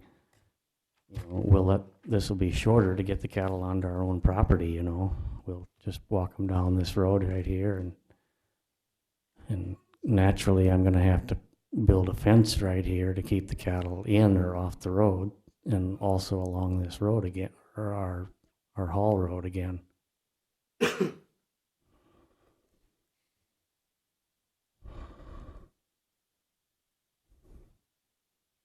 All right. Any other questions for Mr. Davis? Have you done any exploring there to see what kind of gravel it is? I've done testing there. Over my life, I've literally done thousands upon thousands of test holes. And yes, there is, I cannot pick the resource where it lies, where Mother Nature dropped it.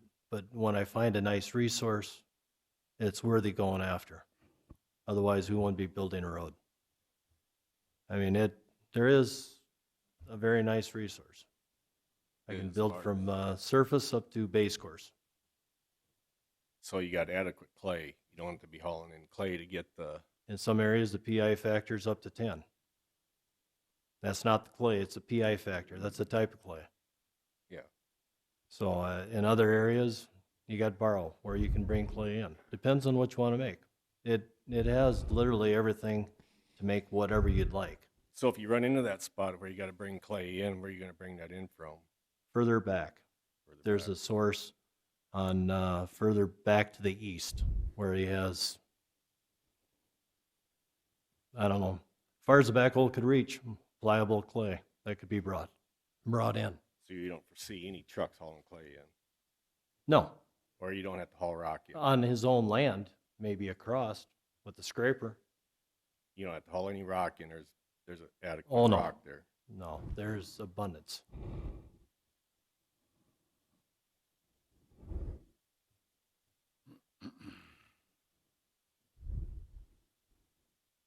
All righty. Anything else? Okay. Making sure we are all questioned out up here. Okay. All right. So I think we heard from the applicant what we needed to. So that's kind of the big ones. So now that we've kind of gotten back to the board, I think right now we'll go to Richard. Let's look at the findings of facts and see what's going on. You had mentioned earlier you wanted to hear from somebody from Alton Township, is that correct? Well, yeah, I didn't think we had anybody in the audience. Is that correct? I guess I haven't seen the roster. I think you probably better ask. I've already, I guess, is anybody in here from the board? I'd prefer the chairperson. Anybody the chairperson? I'm the chairperson. Well, I see. Okay, that's right. And then that's a bias. I mean, I want to be fair to everybody in the audience, and We've heard from you, I think. Yep. Board member is what we need? Okay. Do we have a board member from Alton Township?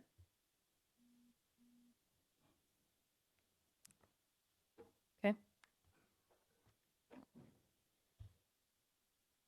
I guess I didn't realize we had someone in the audience from that, so. And then please state your name as well for us. And again, we really value your opinion, so. Anyway, whatever I'm you have to Brett say. Knudsen. I live on 479th, mile east of Bushnell. Anyway, and the decision we made, Tom, we thought we'd wait till how the night turned out, because I was told that whatever the zoning board does, they can get a road agreement later. I shouldn't tell you that, but, and some people here don't want the gravel put at all, I know. Some people I've talked to before in the township, because apparently the township board work for the township residents, I guess, so we're supposed to do what they want to do, really, so. Anyway, some people have said, because a month ago, the road agreement was supposed to go south 3.5 miles to Highway 14, down 380th, so now tonight it's all different again now. So now he wants to go north, up to the county road, so. Anyway, so it's all different tonight now, kind of, than a month ago. But some people have told me if they go north and they can guarantee no trucks at all south on any of the township roads, like any of them, that they'd be okay with that. So, but I don't know if we need to take a vote or anything on that for the township people? No, Or? you're addressing the board. Okay, This is the just- board Right. that you're talking to at this Right. portion of the meeting. Okay. So, we So that's probably about all, I guess, but. okay. All right. That's the main concern for most of the people, I think. Most of them are like, if the gravel pit's there, if no trucks go south, they use the designated haul road, and you can force that so nobody does use any of the roads in the township except the county roads. Then it might be okay, but like I said, some people are against the gravel pit completely that I've talked to, and some are. And this is what I told Sherman Township people after the meeting when they gave the agreement. I said if they use just a half mile, Jim Bauer and myself thought that might be okay. Probably have people mad at me, but anyway, that's what happens, so. Yeah. Okay. I have a question for you. Okay. As the township board, do you Yep. think it's okay that they haul your gravel on those roads? Well, that's another thing we're talking about with Jim the other day. He was thinking maybe we should just shut that and make him go around, too. But that doesn't really make any sense. Then I said, well, maybe just anybody hauling on the north side of Highway 14 for our township could go south. Mhm. If they're going south of Highway 14, go the 2 miles east or the 2 miles west to the county road, then That go was- south. yeah. That was my thought. That's what that's what me and Jim Bauer thought, But to go all the way around, that's just That's extra just, money yeah, out it's, of your right, pocket. And it's, right. yeah. But if they have to go south of 14, they might as well take the county road to the east and the west, you'd Yeah. think, but Mhm. I don't know. Well, we did kind of make a decision, Tom, okay? Well, that's where we're at, I Okay. guess. Okay. So you'd be willing, if this does go through, that's something that you'd be willing to put into action? Huh? I don't know yet. But you don't have a problem with them using your half a mile up on the north If they can end? guarantee no trucks go south on, on any of the township roads, that's the only road, the half mile in the township they can use. Unless it's local trucks for the township graveling, like north of 14 or something, is what, and some people aren't going to agree with me anyway, but that's just what I think right now, but, That's what makes sense to me. I don't know. Anybody else? I'm just rambling on. Good. All right.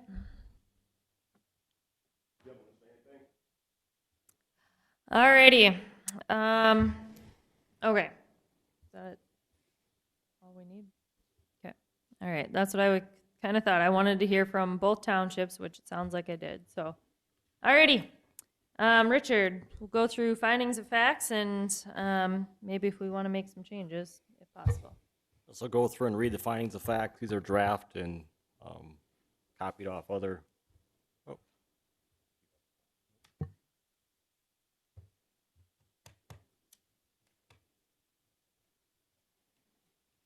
Conditional uses for gravel pits that we have allowed in the past is where these have come from. Subject to changes if whatever the board wants to add or take away. Brookings County zoning conditional use permit 2020 CU001, an application for a conditional use permit having been filed with the Brookings County Zoning Commission, acting as a board of adjustment, copy of the application being attached here too. Such application being made by Thomas A. Davis regarding the following real property. The east half of the northeast quarter, the southwest quarter of the northeast quarter, the southeast quarter of the northwest quarter of Section 4, Township 110 North, Range 48 West, Alton Township. After due notice, a public hearing having been held on the application on the 7th day of January, 2020. Number one, the Brookings County Zoning Commission hereby finding that it is empowered to grant such a conditional use under the following sections of the Brookings County Zoning Ordinance. Article 11, Section 11.01A, Agricultural District, conditional use number 4. And further finding that granting of the conditional use will not adversely affect the public interest. Number 2, the Brookings County Zoning Commission further finds and certifies that the following specific rules governing the conditional use request have been complied with. There is none stated. Number 3, the Brookings County Zoning Commission further finds that satisfactory revisions and arrangements have been made concerning the following where applicable. A, entrance and exit to the property and proposed structures therein with particular reference to automotive, pedestrian safety, convenience, traffic flow control, and access in case of fire or catastrophe. Requirements. Entrance and exit to the gravel pit will be off 480th Avenue, 1/2 mile of Alton Township Gravel Road, and 1 mile of Sherman Township Gravel Road to Brookings County Gravel Road number 25, Can I? which is 207th Street. All right. So let's clarify the rest of the board. Thoughts on that? I just wanted to point out a No. mistake. I don't. We're talking amongst ourselves now, the board. What about the Tom agreed leaving the gate padlocked? That's The other farther access. down in the findings. Okay. Was there an error on here, Mr. Davis?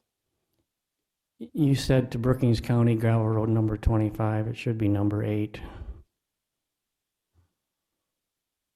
You grab the township. We will check on that. It could be. Is there a plat book in there? Yeah, it's County Road 8. Township 8, Randy? Okay. Which is also 207th Street. Yes. Anything further on this one? B, off-street parking loaning areas were required with particular attention to the items in A above and economic noise, glare, or other effects of the special exception on adjoining properties generally in the same district requirements. No on-street parking, no parking of equipment or storage of fuel or oil in the mining area, separate parking lot and storage area for fuel, oil, and equipment with containment to be 300 feet away from the mine or actively mined areas. This would be their fuel barrels with containment. Service trucks have to be parked out of there in a designated separate area. They cannot be parked down in the mine, actively mined area. C, utilities, refuge, and service areas with reference to locations, availability, and compatibility. Dumpster service will be required for garbage disposal. D, screening and buffering with reference to type, dimensions, and character. Berm or silt fence along the waterway or creek in the mining area until the reclamation is complete. F, Signs, if any, proposed exterior lighting with reference to glare, traffic safety, economic effect, compatibility, and harmony with properties in the district. 32 square foot sign is allowed. F, required yards and other open spaces. Spraying of weeds before they go to seed. Monitor weed growth and weed control by spraying, mowing, tilling by the permit holder or designated professional sprayer service.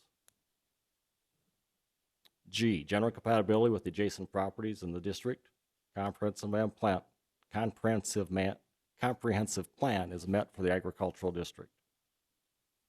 H, roads providing access to the property are adequate to meet the transportation demands of the proposed conditional use. The Board of Adjustment may require the applicant to enter into a written contract with the affected township or other government unit regarding the upgrading or continued maintenance of any roads used for the conditional use prior to the issuance of a conditional use. Designated haul route, road agreements with Alton and Sherman Townships. I, required notification to law enforcement or fire department. None stated. J, additional safety inspections requirement. None stated. Number 4, the Brookings County Zoning Commission further determines conditions as conditional use upon the following additional special conditions or safeguards. A, setbacks. Mining to be 50-foot setback from the property lines. Number 2, 100-foot setback from any public right-of-way. Number 3, 200-foot setback from any residence. B, dust control such as magnesium chloride or like products in the driveway, entrance, exit, loading area in front of any residence, farm along the haul route as needed. Hours of operation, 6 a.m. to 6 p.m., Monday through Friday. 6 a.m. to 12 p.m. on Saturday. D, road agreements with Alton and Sherman Townships. E, trucks entering, trucks hauling, road signs on haul routes. Reclamation plan on file with the Brookings County Development Office. G, entrance gate padlocked.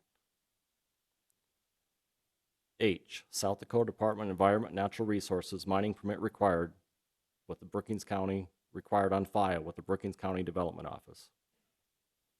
I, conditional use good for 30 years, expires February 4th, 2050.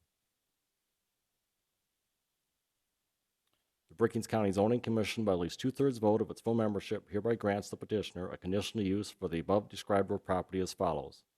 Conditional use number 4, mine gravel. This conditional use permit is conditioned upon initial and continued compliance with all the requirements and conditions in 3 and 4 above, upon compliance with all applicable provisions of the Brookings County zoning ordinance. If approved, the Brookings County zoning director is authorized to issue any required building permits for construction consistent with the requirements of this conditional use. If this conditional use is not used within the 3 years of the date granted, it shall be invalid. Dated this 4th day of February, 2020. All right. Anything we want to change, add, subtract, hours, anything like that? I don't think I don't know that we can put a load, a weight A on weight there. max? Can we put a weight on that? I don't know that we can. I Can would we? think if it's legal to haul on the roads. Legal haul weight. Yep. Yeah, I don't know that we can. Yeah. Okay. If Provided they the haul road- over that, they're subject to fines. Yeah. That's not our problem. We're Yeah. not responsible for that. Yeah, that's what I was wondering. Anything else? The padlock gate, is that gonna be locked at all times, even during, say if Alton Township gets the bid, you gravel that township, is it still gonna be padlocked or is it gonna be open? I think we need to leave that up to their township. I don't think that's our place to say. I think that's between them and Alton Township, whether they go that way or not. Should we say entrance gate padlocked per township agreements? So who's to say if they're hauling gravel for Alton Township and a truck pulls in to go somewhere else and sees that truck leave and go south, who's gonna stop him going that way? and then he gets on the radio and calls everybody else, say, hey, we can come in from the south. That's not us. I don't know if that's our responsibility. No. Just have to do the best you can do. Well, Alright. if it, I think we want to change G Cameras will be are you, there. can I speak or not? per township agreements. Add that on there. Or do you want entrance gate for Alton Township graveling use padlock at all times? Sound good? How else do you want to? Rephrase it or phrase it? I think when you rephrase that, you're going to restrict them from any personal use of the property as well. Right, because that is his field entrance to the property also. It's true. That's okay. That's okay.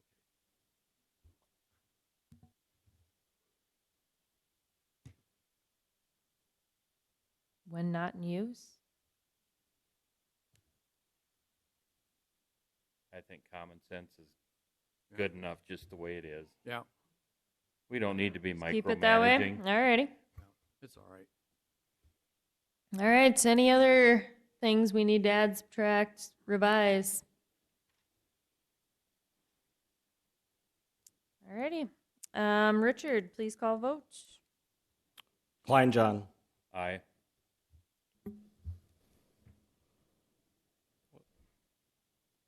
Ford. Aye. Spence. Jensen. No. Boersma. No. Dietrich. Aye. Erickson. Aye. And Yelankowicz. No. You forgot something. And Nelson. Aye. 6 ayes, 3 noes. Motion passes. It requires 6 aye votes to pass the conditional use.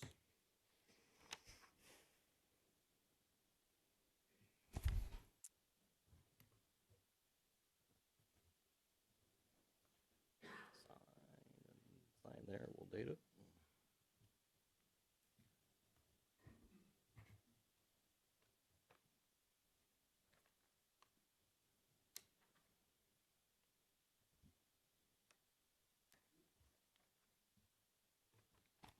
Alrighty. Moving on to agenda item number 17. Let's see here. So this is referring to the crushing portion. Thomas A. Davis has made an application 2020 conditional use 002 to the Brookings County Board of Adjustment for a conditional use, Article 11, Section 11.01A, Agricultural District Conditional Use Permit Number 5A Rock Crushers. The property is described as the east half, the northeast quarter of the southwest quarter of the northeast quarter of the southeast quarter, northwest quarter of Section 4, Township 110 North, Range 48 West in Alton Township. Okay. And do I hear a motion? So move. We had a motion, or excuse me, motion by Erickson and a second by Kleinjohn. What we'll go with. And, You'll need to take this off the table also. okay. Sounds like, okay, so this was also tabled. So we need a motion to remove from the table. So do I have a motion to remove it from the table? I move to remove this from the table. Thank you, Second. Mr. Ford, and I heard a second from Ms. Boersma. All in favor? Aye. And those opposed? All right. And it was tabled at the last meeting, so we will hear this one, and same deal, we'll have the applicant, or excuse me. We need to do my staff report. Yeah, we'll have Richard do a staff Board and report. Public hearing. Okay, 2020 conditional use CU 002. Tom Davis has applied for conditional use number 5A of rock crushers to process mine gravel on the above described property. Tom Sturzinger from Taunton, Minnesota will be the crushing operator. The operator's site plan, business plan, and hours of operation and reclamation plan were included in this report. The operator site, okay, road access, okay, this report has not been updated since this time. So the road access road would be to the west of the proposed mining and crushing area across pasture land that the applicant owns to 480th Avenue, which is an Alton Township road. And the applicant and the operator have been in contact with Alton and Sherman Township regarding the road agreements. Hours of operation will be 6 a.m. to 6 p.m. Monday through Friday, and 6 a.m. to 12 p.m. on Saturday. And as noted on the site plan, during the mining operation, there would be a berm constructed along the natural waterway to keep the soil and sediment from entering the waterway. The waterway is located in the very northeast corner of the mining area.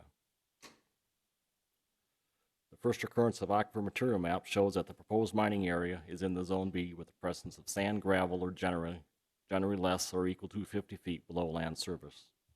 The gravel layer to be mined is approximately 20 feet deep, and the mining will be done at the water table. Refueling of mining equipment will be done on site, and the on-site storage will have containment structures and located on the south side of the property as noted. The topsoil reclamation will be stockpile the topsoil, and once the remaining mining is complete, put it back on the property. And East Dakota Water District has reviewed the application and the documents provided by the applicant and the mining operator. The applicant also applied for a conditional use 2020-001 for a mining operation that we did here this evening. The zoning office has made reviewed the documents and made a visit to the site. Public notices were published in the Brookings Register on December 24th and 31st, 2019, and in the White Tri-City Star and in Elkton Record on December 19th, 2019, and January 2nd, 2020.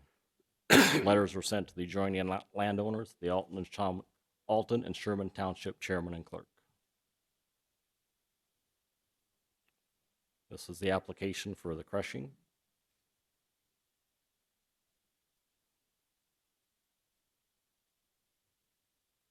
This is a proposed site plan, the crushing area right here, the creek down in this area.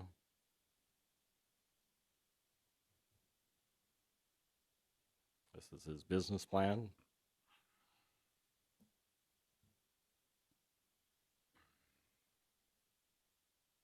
This is a beacon map showing where the fuel containment and fuel area would be along the south fence down here, which would be 50 feet from the property line also. Showing the silt fence along in there along the creek.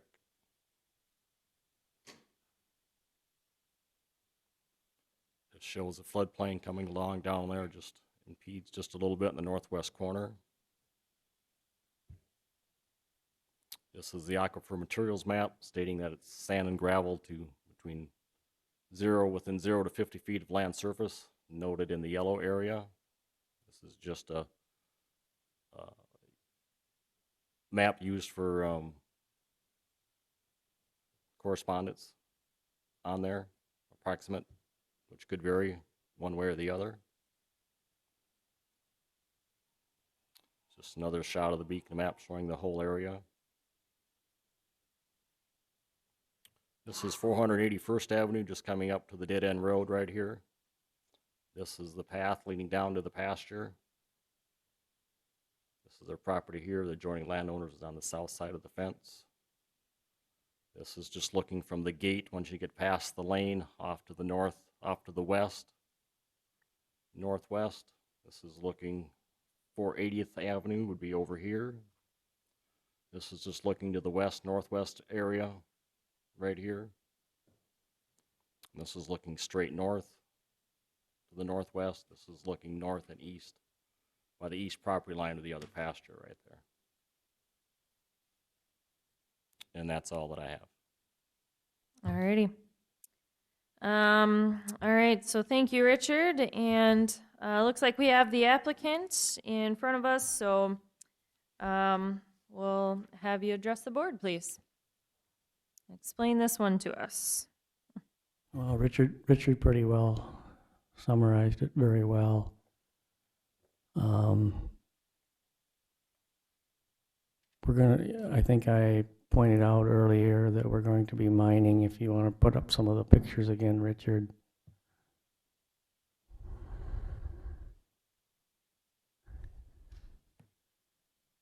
The mining is going to start right just above where that 04 is for the section number. A little bit to the yellow 04 in the bottom of the mining area. Right where you can see that, right in there is where we're going to start the mining. You get about halfway from there to where you can see where the cropland ends to the east. That's where the gravel peters out, about underneath about where that 4804 is where the gravel quit. It turns into a more of a clay, light sand mixture in that area.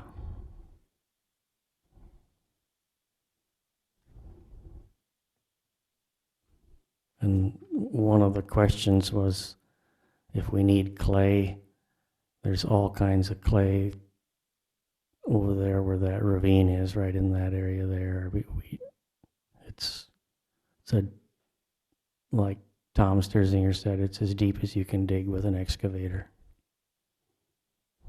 And we'll have to set up conveyors or haul it with a earth mover or something to get the clay back down there, if so needed, depending on what product the customers want. And in that red area in the northwest corner, I've already fenced that off with a 5 barbed wire fence because the cattle had trampled the dirt away from the fence and it was falling into the creek. So I moved it back far enough so you can drive about 2 pickups wide through there away from the creek. Just did that last September. Alrighty. Okay, so kind of pretty similar stuff it looks like, of course. Okay, we'll go to the board. Anything specific we have for the applicant as of now? I think we kind of got a lot of our questions out already. Okay. So we'll move on to the next portion of the public. So why don't you two take a seat? And we will be asking for, first off, the proponents of this. So am I seeing anybody that are proponents? And if so, come on forward, state your name and some of your comments. By the way, same thing as last time, everything is limited to 5 minutes. My name is Keith Rounds from Rounds Construction out of Brookings, a long-term resident here and a contractor. Thanks for the opportunity to address you on I guess the question before us is whether there should be a crushing operation there. We can find fill material real close, fill material, but to find the quality of material that needs adequate anglers and crushed rock in it to build the engineered fills you need for road beds, for underneath some of the streets and highways that we have, is very difficult to find. And I've seen in my short lifetime in this community of 40 years, many pits that have been exhausted. The gravel pit for the Osby Bows. I've seen the one for the Winter pit change from rocky to sand. I've seen one went through the Wheeler pit. They exhausted those. So I'm really encouraged to see that there's another opportunity for us to be able to purchase material. And the fortunate thing about this township area is this material is superior to many other areas. With the blend of the materials, the fines and the clays, it's tremendous. And if you drive that townships, you can see why this gravel stays on, because it's a superior material. What's happening in our industry is there's been a lot of fear for failures in road beds, and so the engineers will oftentimes build a more structured subgrade and granular base to hold their highways, so that means more rock, more crushed material. And so that's exhausting a lot of our pits. I'm glad this one might be an opportunity for us. We have been fortunate to live in that wonderful place where the aggregate is. Come out of that here in South Dakota area where we don't have materials, they try to invent it with sand. So we really appreciate the opportunity to address this. I hope you vote for this crushing operation. I know Mr. Larry Stursinger very well, and his son is here, and they're not short-term thinkers. They don't cut corners. They're smart miners, and they're great citizens. And so is Tom Davis. You don't get 34 years of dealing with the community without having a certain amount of respect. So I think he's done it right. They're going to protect you. They're going to produce a very, very good product for everyone here in this community. So if there's any questions for me, but go forward and vote yes. Alrighty, thank you. All right, any other proponents?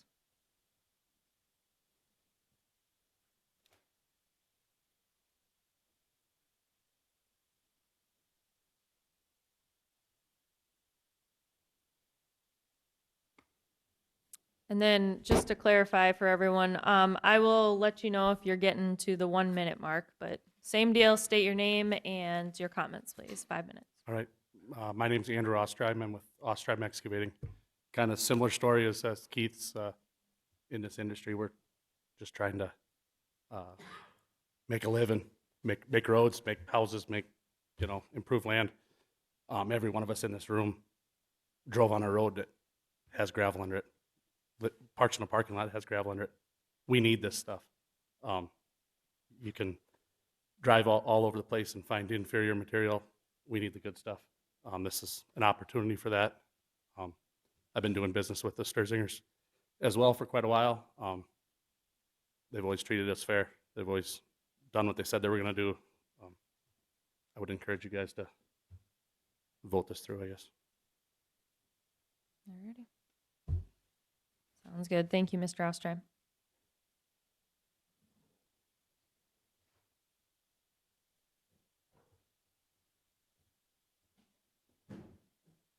Mike Erickson, Madera Township. Same as those guys said, we're running out of material. We need good gravel, close. So I'm all for it. Alrighty. Thank you, Mr. Erickson. Comments are noted.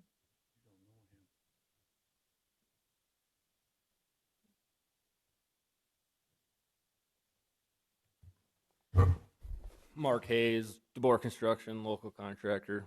Done a lot of work here in the years, and Tom's always treated us fair.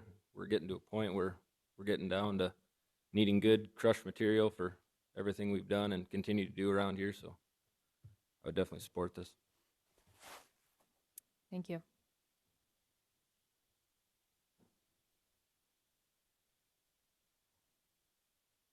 Any other proponents in the audience?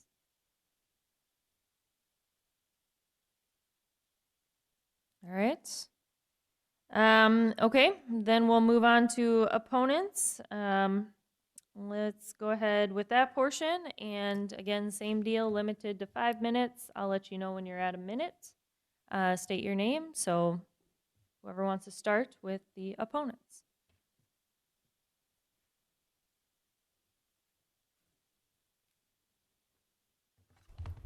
Dr. Mary Ballin talking. As you know, part of your job is to make sure that families, especially rural families, are not negatively impacted with new developments. That was stated in the policies, and these proposals should not be exempt from it. It doesn't say anything about this type of work. The policies that were published and mentioned refer to all components and decisions that were being made here. This policy should not either, as it doesn't state anything about concrete crushing as being exempt. This proposal has many issues, like the one prior, that would affect us in negative ways. Truck drivers are going to go wherever they want. It does not make a difference. No one is going to enforce these rules. The video cameras are not going to be used unless someone specifically says, you need to check this truck because it went past our place.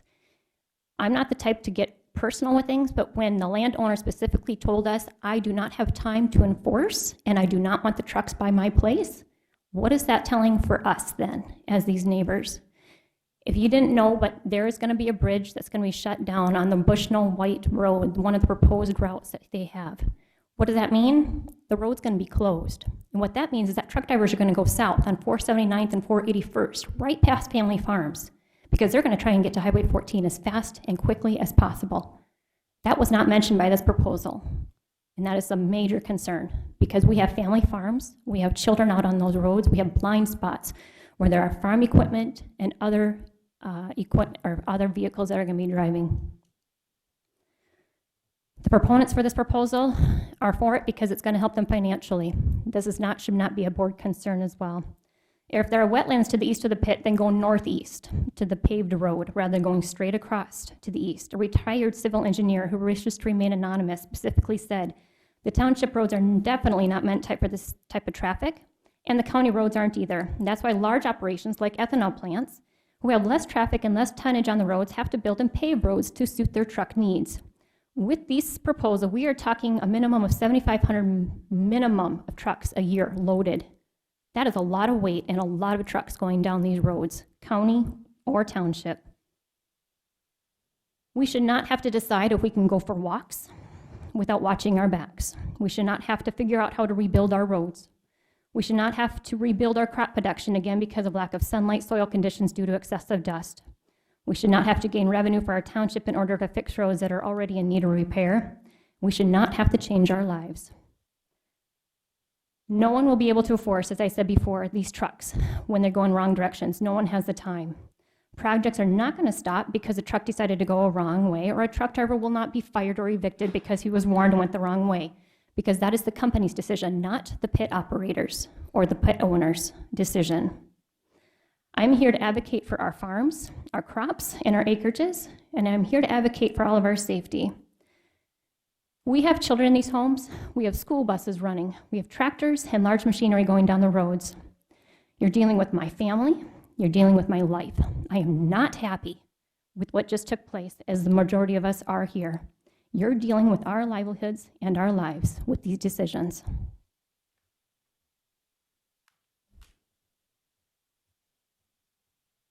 All right, thank you. Any other opponents?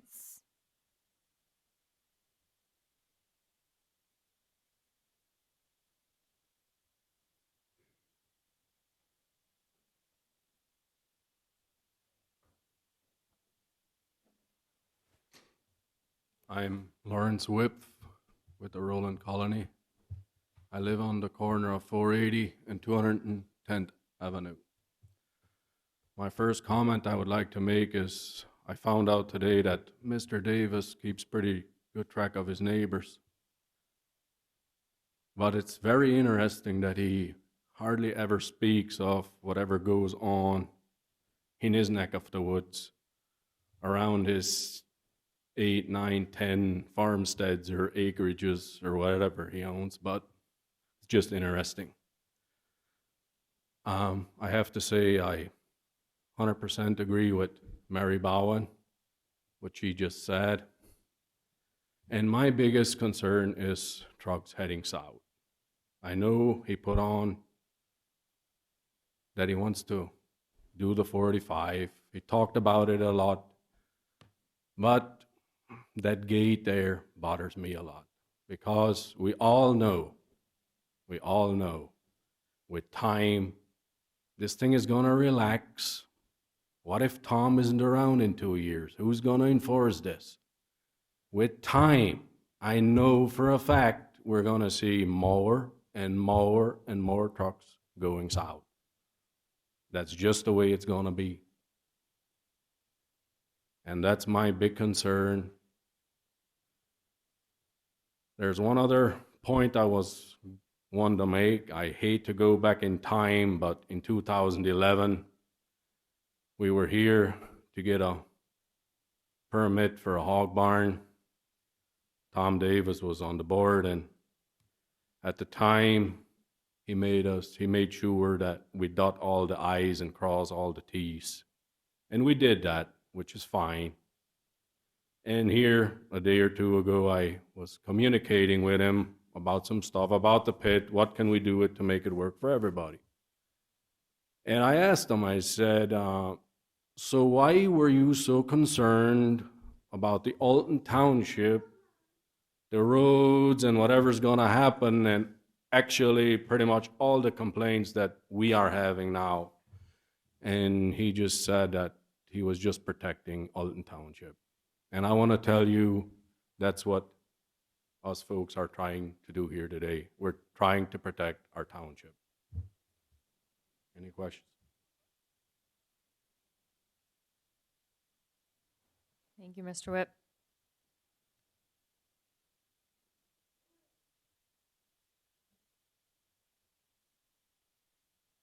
Any other opponents?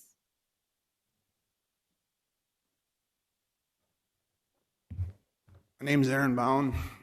I have a real problem when Tom Davis started talking about how a calf got caught in a trap. What's going to happen when one of these, a kid, a human, anybody gets run over? What are we going to do then? And they're talking about opening a pit from 6 in the morning to 6 at night. We have a gravel pit. You cannot police that. They come at all hours. Osterheim, Rounds, any of them, they come after 6 o'clock because the traffic is down. They want to haul into town when it's like that. There's not the traffic. I can't believe 45 people can sign a piece of paper and it does not mean nothing to any of you guys up there. It really disheartens me. I appreciate the votes, the people that voted against it. I'm just disappointed. And he talks about gravel on the township roads. By our place, we probably had 3 loads of gravel all year. South of my place, the water ran over the road. I went down there with our box scraper to solve the problem. Then finally one day they hauled a load of gravel. Did they level it off? No, they just dumped it out of an end drum. So 2 or 3 days later, I went down and leveled it off. 4th of July, they haul gravel. I go down and stop them. Saturday afternoon, they don't quit at noon. They just keep hauling. It's rained for 5 days. What are they going to do? They're not going to quit. They're going to haul gravel. Thank you.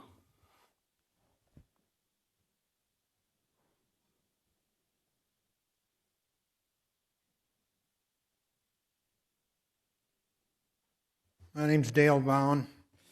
I'm very disappointed tonight because we didn't get to decide our side of the story. We had a whole new plan when we come to the table tonight.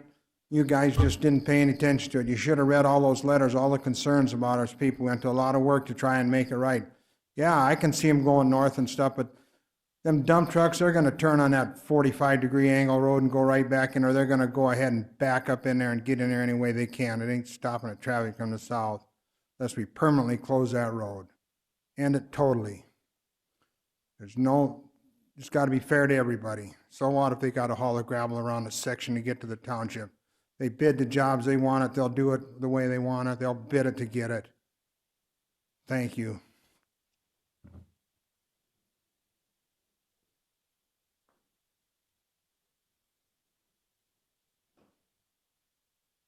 All right, any other opponents?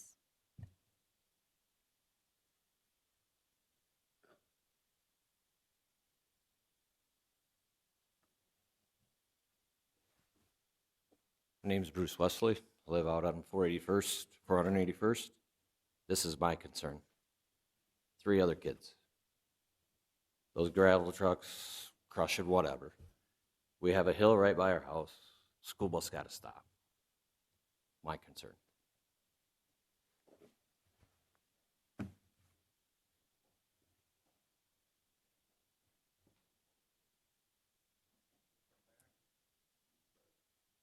Any other new people in the audience? Time is limited. Get one chance. Another thing, this worried about can't go east of the gravel pit because the land is too wet. Maybe he could have showed us that tonight and proved that to us instead of just his word. Good grief.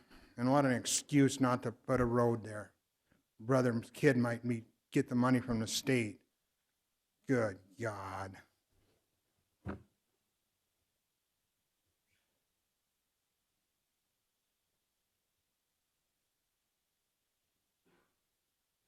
Any other opponents?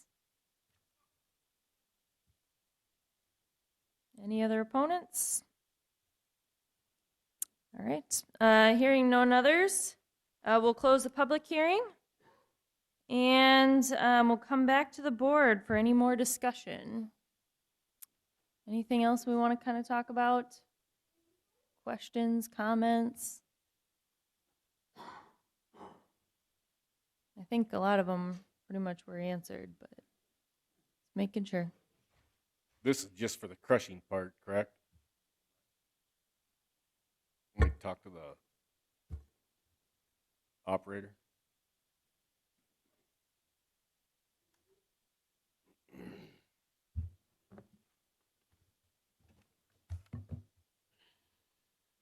You're probably only going to be crushing, what, 10, 12 days a year out of there? Or Excuse me?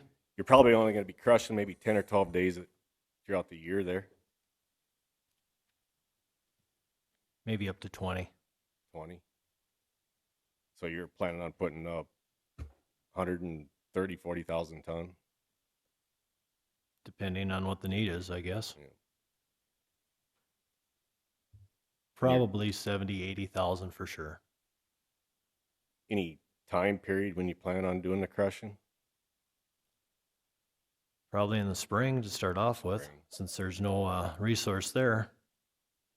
Because normally you don't, when you set up, you want to do it all at once. You don't want to tear down and come back, have to come back again and do it again, right? Depends on if you, the need and what you have for, what you need for product. So when you haul your crusher equipment, all that in, you're coming in from the north also then? At this time. I didn't know if you could come in and go by the Zimmerman acreage there. I don't understand where Zimmerman acreage is at. That's on the mile to the east. Oh, you talking about at the end of 481 where the road ends? Yeah. No, we have no plans to bring the crushing in that way. We're going to come in from the north also. Okay. You have a certain size do you crush to, or just depends on what you Depending on want? what the specification is. Base course is 1 inch minus. Surface is 3/4 inch minus. That's predominantly the two specifications that are used.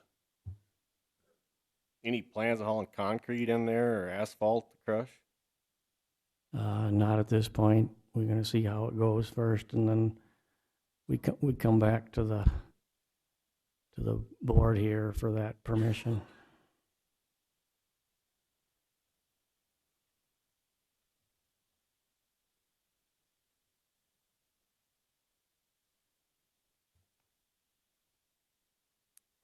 All right, any other questions for the applicants? I guess actually we're still on the, with our board, I guess, but. Any other questions amongst the board? Questions for the applicant? Anything else we're kind of looking at? I have an administrative question for Bob or Richard. So in the event of noncompliance by the applicant, what recourse exists for enforcement of the things that are being promised in today's meeting? Is that a public nuisance claim? If it's in the findings of facts, we would have to investigate it, take it to the state's attorney's office. Okay. And he would advise us if we can withdraw that. Some of the conditional use permits, we can withdraw the permit. In some cases, they're required to have a state permit also. Okay. And we can use that leverage by having the state's attorney go to the attorney general's office to help get the state permit revoked. So for concerns of non-compliance or inability to police your own pit, essentially, there are then opportunities for recourse that would result in the removal of that permit if such violations occurred. That's what I want to be sure of. Okay, perfect. Thank you.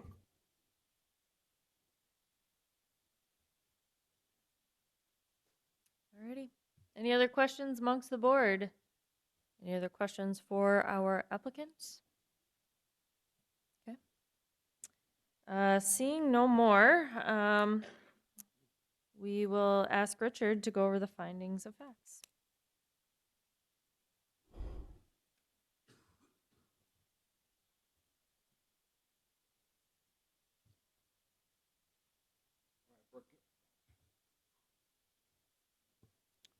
Brookings County Conditional Use 2020 CU 002, an application for the conditional use permit having been filed with the Brookings County Zoning Commission.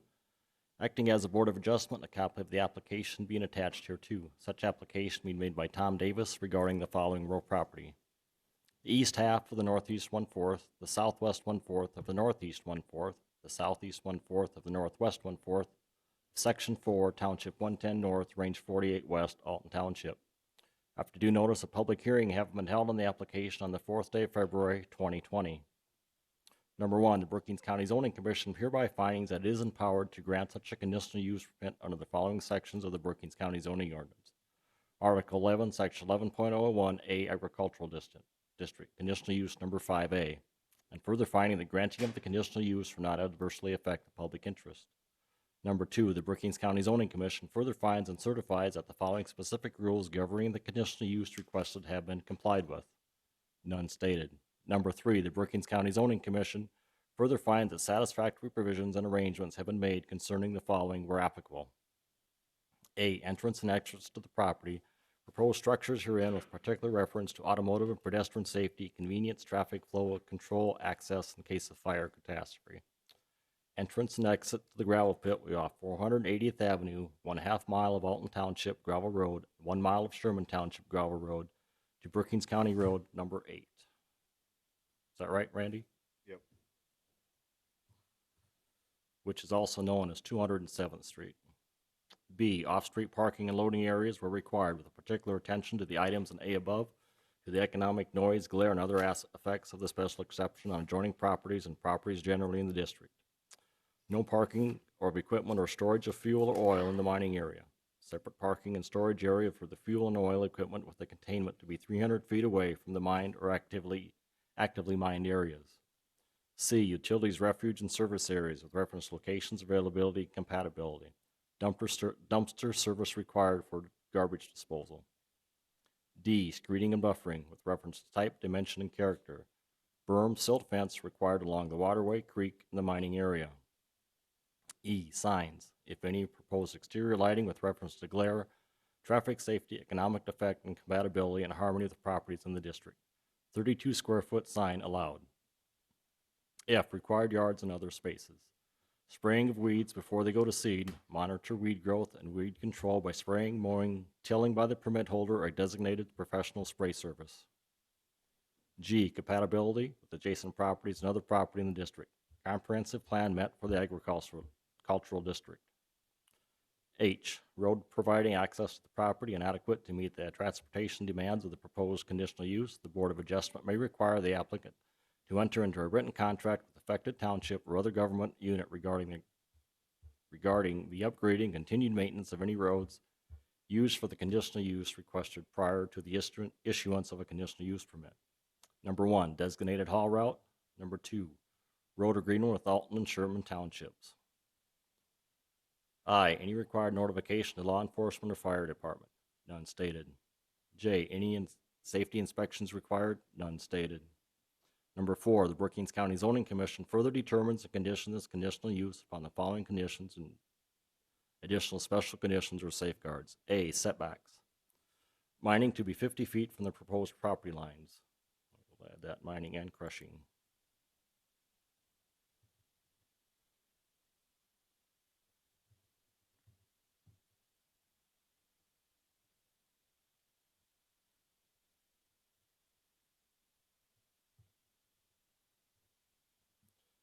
Mining and crushing to be 50 feet setback from the adjoining property lines, 100 feet setback from any public right-of-way. Number three, 200 feet setback from any residence. C, dust control, such as magnesium chloride or like products on the driveway, entrance, exit, loading areas, front of residences or farms along the haul route as needed. Hours of operation be 6 a.m. to 6 p.m., Monday through Friday. 6 a.m. to 12 p.m. on Saturday. Road agreements with Alton and Sherman Townships. Trucks entering and trucks hauling signs on haul routes. Reclamation plan on file with the Brookings County Development Office. Entrance gate padlocked. I, South Dakota Department of Environment and Natural Resources, mining permit required on file with the Brookings County Development Office. H, conditional use good for 30 years, expires February 4th, 2050. The Brookings County Zoning Commission, by at least 2/3 vote of its full membership, hereby grants the above petitioner a conditional use for the above described real property as follows. Conditional use number 5A, rock crusher. This conditional use is specifically conditioned upon initial and continued compliance with all the requirements and conditions in 3 and 4 above, upon compliance with all of the applicable provisions of the Brookings County zoning ordinance. If approved, the Brookings County zoning director is authorized to issue any required building permits for construction consistent with requirements of this conditional use. This conditional use is not used in the 3 years of the date granted, it shall be invalid. Dated this 4th day of February, 2020. Alrighty, okay, thank you, Richard, and we'll also call for a vote. Ford. Aye. Spence. Well, I didn't hear that. Jensen. No. Erickson. Aye. Boersma. No. Yelankowicz. No. Excuse me. Whoop. Kleinjohn. Aye. Nelson. Aye. And Yelankowicz. No. Motion failed. Let's see, did I got everybody? Spencer. Aye. Motion fails 5-4. All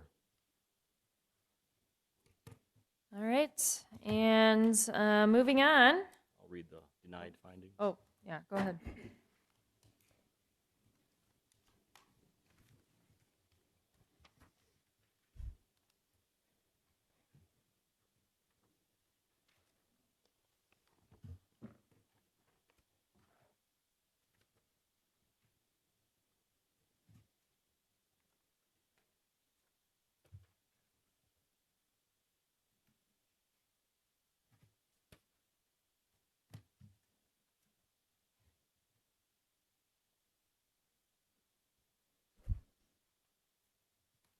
Brookings County Zoning Commission, conditional use permit 2020 CU 002, an application for conditional use permit having been filed with the Brookings County Zoning Commission, acting as a Brookings County Board of Adjustment, a copy of the application being attached here too. Such application being made by Tom Davis regarding the following real property. The east half, northeast 1/4, southwest 1/4, northeast 1/4, southeast 1/4, northwest 1/4 of the Section 4, Township 110 North, Range 48 West, Alton Township. After due notice, a public hearing having been held on the application on this 4th day of February 2020. The Brookings County Board of Adjustment does find that number 1, on November 25th, Tom Davis applied for a conditional use permit for a rock crusher. Number 2, the Brookings County Zoning Ordinance, Article 11, Agricultural District, Section 11.01A, Agricultural District, conditional use number 5A, rock crusher. The applicant requested a conditional use for a rock crusher. Number 4, the property described is the east 1/2 of the northeast 1/4, southeast 1/4 of the northeast 1/4, southeast 1/4 of the northwest 1/4 of Section 4, Township 110 North, Range 48 West, Alton Township. Number 5, the public hearing was held on the Brookings City County Government Center, 310 Chambers, 510 3rd Street, Brookings, South Dakota, on Tuesday, February 4th at 7:30 p.m. Number 6, legal notices of the hearing were published on December 24th and 31st, 2019 in the Brookings Register, and December 19th, 2019 and January 2nd, 2020 in the White Tri-City Star and the Elkin Record, legal papers of Brookings County. Number 7, adjoining landowners were notified of the public hearing to be held on February 4th, 2020 at 7:30 p.m. Number 8, the property for which the conditional use request is located in the county of Brookings, South Dakota. Number 9 is part of our zoning ordinance, I will not read, regarding the Board of Adjustment. Number 10 goes through the Brookings County zoning ordinance for the article for the administrations for conditional uses, variances, and amendments.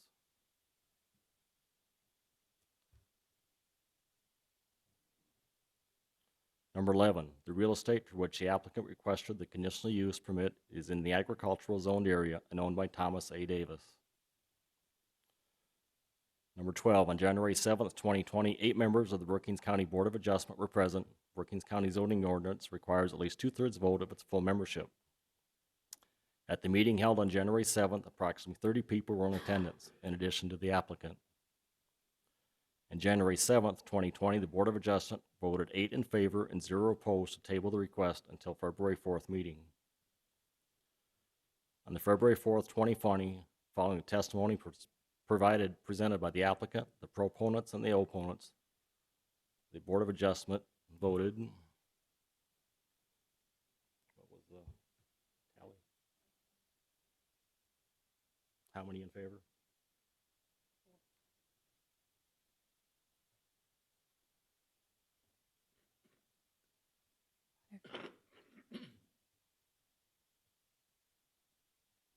Five, 4, Richard. 5 in favor, 4 against. Okay.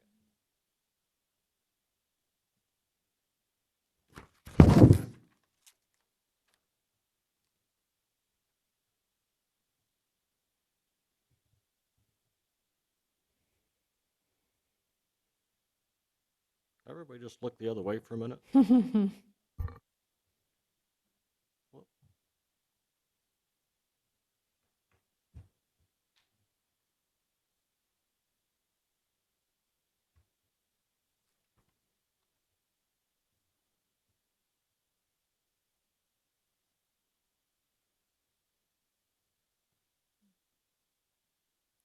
And 4 opposed to approving the conditional use permit, causing the motion to fail. Number 16, the Brookings County zoning ordinance requires at least 6 votes in favor to approve a conditional use permit. Number 17, the Brookings County Board of Adjustment finds that the application should be denied, as no mining permit, let's see.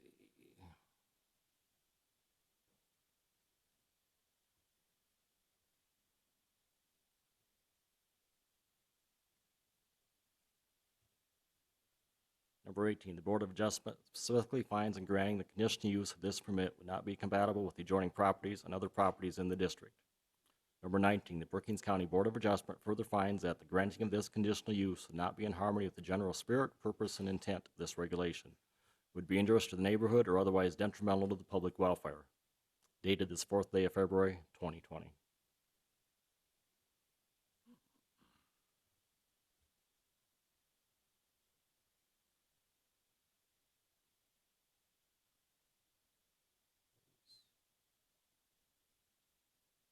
Anybody have any updates or anything not correct in what was stated in the denied findings?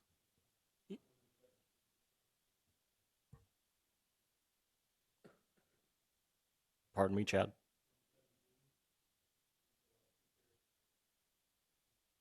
Okay, thank you.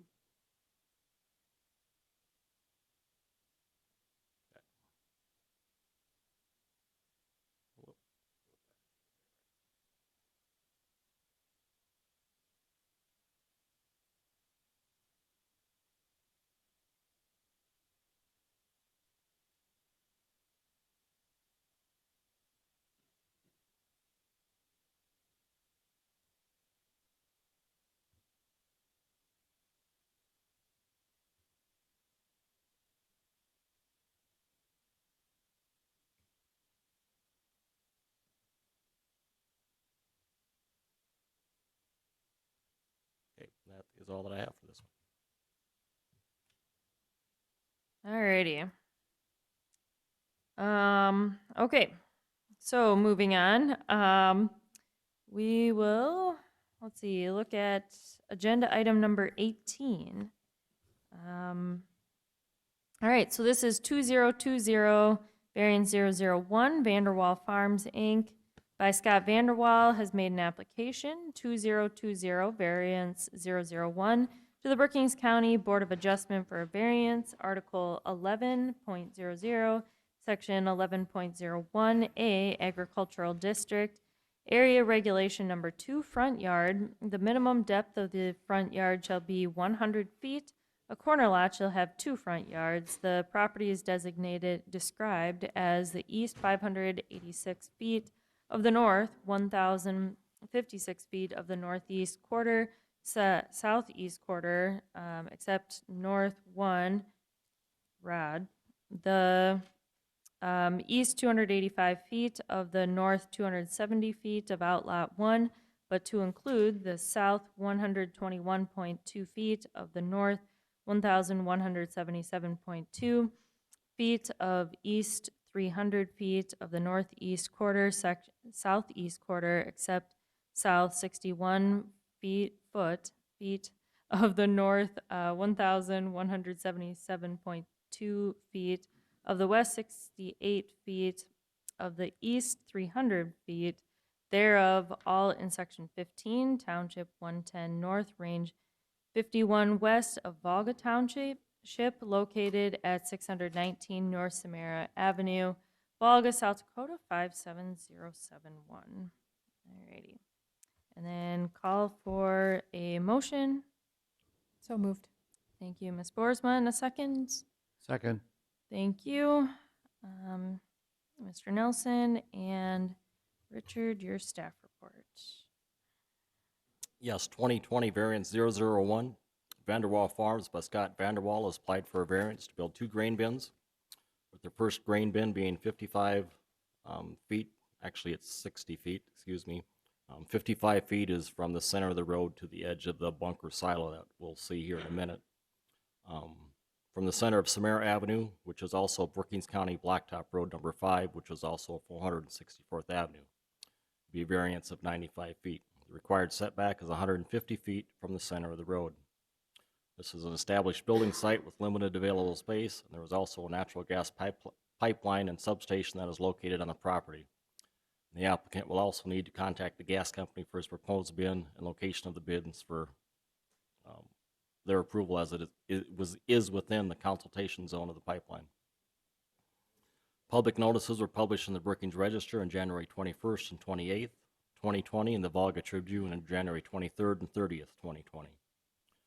Letters were sent to the adjoining landowners, Volga Township Chairman and Clerk, Brookings County Highway Department, and the City of Volga.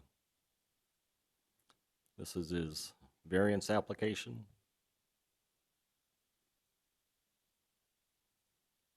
This is his site map. Bins, there's a bunker silo here, hay bale storage right here with another hoop building right there, which we'll show later on. First bin would be right here, 60 feet from the center of Samara Avenue to the edge of the bin. 5 foot between the bin, and then the other bin would be right here. This area would be for loading augers going to the south, and also this way, another option for them for the auger to be situated.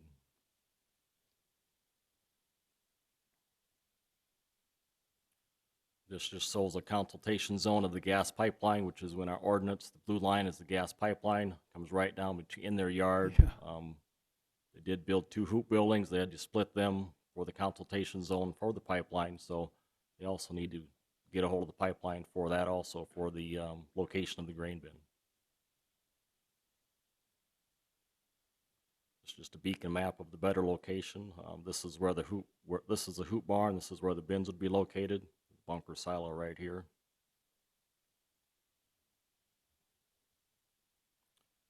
This is just looking north from the driveway. You can just see the edge of the bunker silo right there under the pine tree. This is looking north on Samara Avenue. This is the the bunker silo and the hoop barn where their hay bale storage is there. This is looking straight west towards the proposed site. This is where the bins would be located, right here. And this is just showing from the center of the road to the edge of the bunker silo, it's 55 feet, and they're requesting 60 feet from the center of the road. So, and that's all that I have. We've not heard from the township. We did hear Brookings County Highway Department had no objections to the variance request. We've heard had no comments from the neighbors or the adjoining landowners. Alrighty. Thank you, Richard. And we'll start out with the applicant if he's here. come on forward, state your name, and tell us about the proposal here. Good evening. My name is Scott Vanderwall. My son Kyle is with me tonight as well. We're representing Vanderwall Farms, which is our family corn, soybean, and cattle operation, cattle feedlot north of Volga. Facts are all pretty much there, but I'll just add a little bit of color. We plan to build these 2 bins. I guess we had asked for 60 feet away from the center of the road. As you can see in the picture there, it's right in line with the existing bunker silo that's been there for many, many years, and pretty close to the same as the other bunker silo and the hoop barn that we store corn stalk bales in. The reason for putting it there is we're pretty much out of room on the farm site for any facility like this. With that size, you need to be able to get around it with semi-trucks. The auger that it takes to fill the bin is certainly going to be about 96 feet away, I believe it is, at the bottom end. So that all takes some room. The only other site on the farm place right now that would hold something like that is north of our shop, and we need that to remain open for machinery parking and those kind of things, seasonal things during the year. It's also the closest in proximity to our existing grain handling facilities. The corn dryers are on the north side of that north bunker, and the 30 by 90 harvest store that we also use for corn storage is right there beside it. So that's the short story on the project. I appreciate your consideration tonight, and I'd be happy to answer any questions. Alrighty. Okay, and open up to the board. Any discussion amongst us? Again, kind of seems pretty straightforward, not too far from our setbacks. So I just had a question about whether it's going to cause any snow drifting on Samara. that's a good point. Good question. Any thoughts on that, Mr. Van Roel? Yeah, we've also got all those structures there now, and it doesn't seem to cause a lot of problems. The ditch is pretty deep there, and because of the trees on the west side of the farmstead, it's pretty well sheltered, so it doesn't seem to pile up on the road. We get it all in the building site. And the county highway superintendent took a look at that also. Did they? Okay.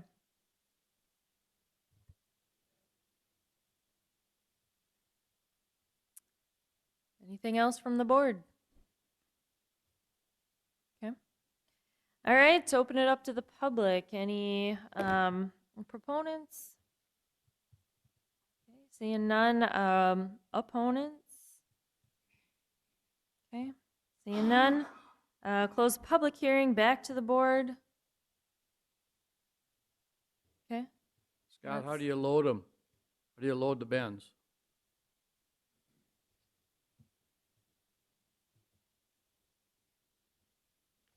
Yeah, thank you. I meant to mention that and forgot.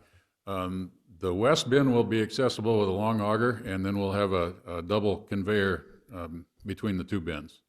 So we'll only have to put the auger on the west side. And unload?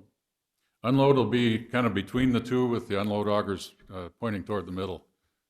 And we'll be able to put a truck auger there. Okay, thank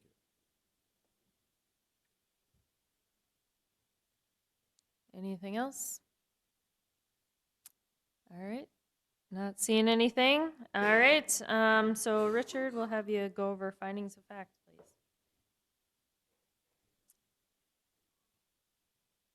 Yes, Brookings County variance 2020 variance 001 application for a variance have been filed with the Brookings County Zoning Commission. Acting as a Brookings County Board of Adjustment, a copy of the application being attached here too. Such application being made by Vanderwall Farms, Inc. by Scott Vanderwall regarding the following real property.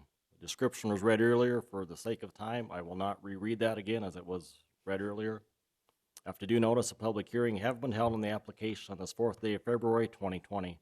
Number 1, the Brookings County Board of Adjustment hereby finding that the strict application of the Brookings County zoning ordinance would produce undue hardship, that such hardship is not shared generally by other properties in the same district and at the same vicinity, and that the authorization of such variance will not be substantial detriment to the adjacent property, and the character of the district will not be changed by the granting of the variance, and that the granting of the such variance is based upon reasons of demonstrable and exceptional hardship as distinguished from the variations for the purpose of convenience, profit, and caprice. Number 2, the Brookings County Board of Adjustment further finds that the condition or situation of the property concerned or intended use of the property is not so general or recurring of nature as to make reasonable, practical the formulation of a general regulation to be adopted as an amendment to the zoning ordinance.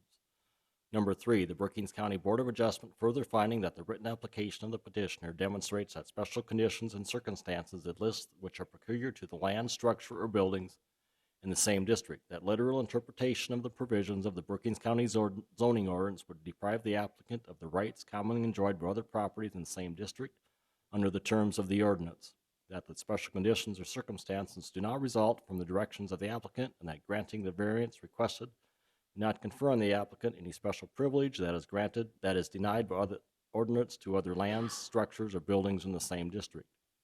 Number 4, the Brookings County Board of Adjustment further finding that the reasons set forth in the application justify the granting of the variance, that the variance is the minimum variance that will make possible the reasonable use of the land, building, or structure, that granting of the variance will be in harmony with the general purpose and intent of the Brookings County zoning ordinance, and will not be injurious to the neighborhood or otherwise detrimental to the public welfare. Number 5, the Brookings County Board of Adjustment further determines and conditions this variance upon following special conditions or safeguards. A, shape and size of lot. B, locations of existing buildings and the location of available space. The Brookings County Board of Adjustment, by at least 2/3 vote of its full membership, hereby grants the above petitioner a variance for the above described real property as follows. Build a 48-foot diameter grain bin 60 feet from the center of Samara Avenue, which is also known as Brookings County Blacktop Road Number 5, or 464th Avenue. This variance is specifically conditioned upon initial and continued compliance with all the conditions and safeguards in 5 above, upon compliance with all applicable provisions of the Brookings County zoning ordinance. If approved, the Brookings County zoning director is authorized to issue any required building permits for construction consistent with the terms of this variance. If this variance is not used within 3 years of the date granted, it shall be invalid. Dated this 4th day of February, 2020. All right, any changes to the findings of facts? Seeing none. Richard, please call vote. Ford. Aye. Spence. Aye. Jensen. Yes. Boersma. Aye. Davis. Aye. Nelson. Aye. Kleinjohn. Aye. And Yelankowicz. Aye. Motion passes. Mr. Erickson didn't get Well- to vote. Roger, I'm sorry. Motion still passes. Aye. Aye. Oh. It's been a long night.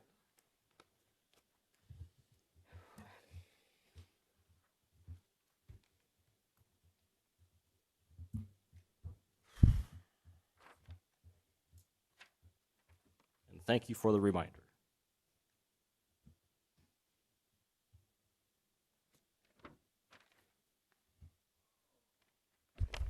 All righty.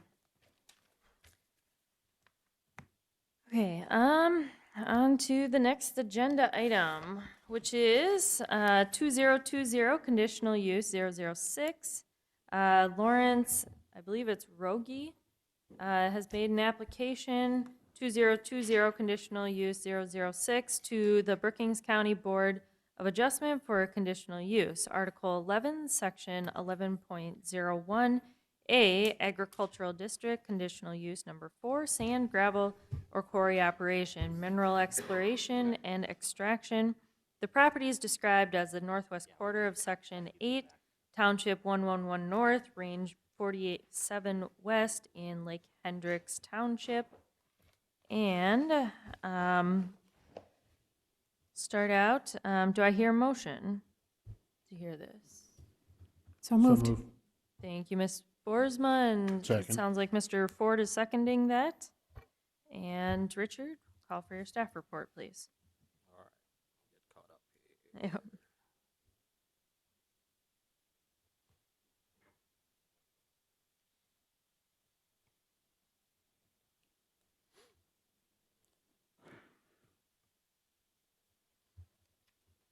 Yes, Brookings County Zoning Office, conditional use 2020 CU 006.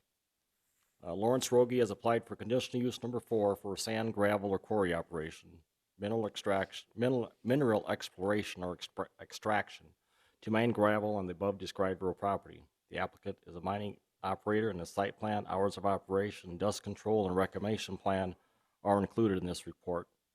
The applicant has a 5-year lease with the landowner for the proposed mining project.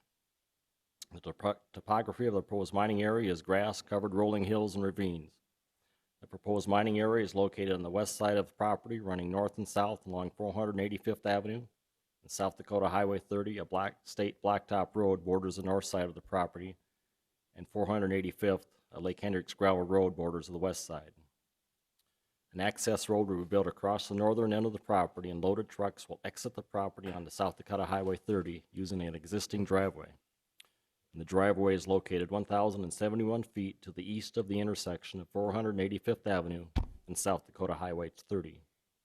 Empty trucks will return on 485th Avenue and use an existing driveway to enter the property.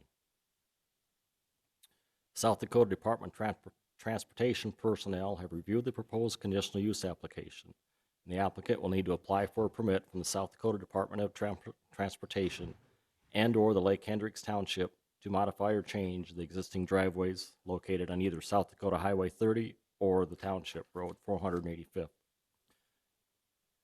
The applicant has been in contact with the Lake Hendricks Township, and he does have a road agreement that he just dropped off here with us with Lake Hendricks Township. The hours of operation will be 6 a.m. to 8 p.m. Monday through Friday, and occasional Saturday hours. And dust would be controlled by watering down the road. The reclamation plan is to stockpile the topsoil, and once the mining is complete, place the topsoil back onto the ground and seed it down to grass. First occurrence of aquifer materials map shows the proposed area to be in Zone B with the presence of sand or gravel generally less or equal to 50 foot below the ground surface. East Dakota Water District has reviewed the application and the documents. The applicant has also applied for conditional use 2020 CU-007 for conditional use number 5A for a rock crusher to process the proposed gravel on site, and you will be hearing this request tonight also. The zoning office has reviewed the documents and made a visit to the proposed location. Public notices were published in the Brookings Register on January 21st and 28th, 2020, the White Tri-City Star on January 23rd and 30th, and the Lake Hendricks Pioneer on January 22nd and 29th, 2020. Letters were sent to the adjoining landowners, the adjoining landowners, and the Lake Hendricks Township Chairman and Clerk. This is the conditional use application.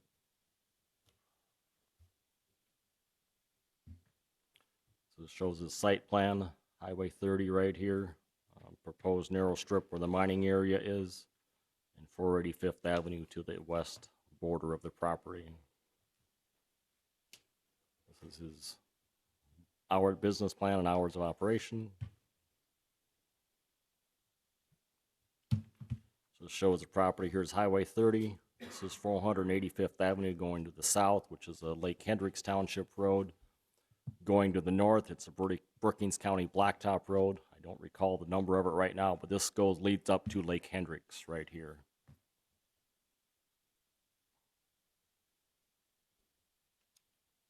This just shows the aquifer materials map, showing in the yellow where proposed area as a guide, as you know, the gravel will be between 0 and 50 feet below land surface. You kind of see the hills and ravines here. This is the mined area. Would be right in this portion from this area to the west, depending how far it goes right here, and it would be limited to 5 years.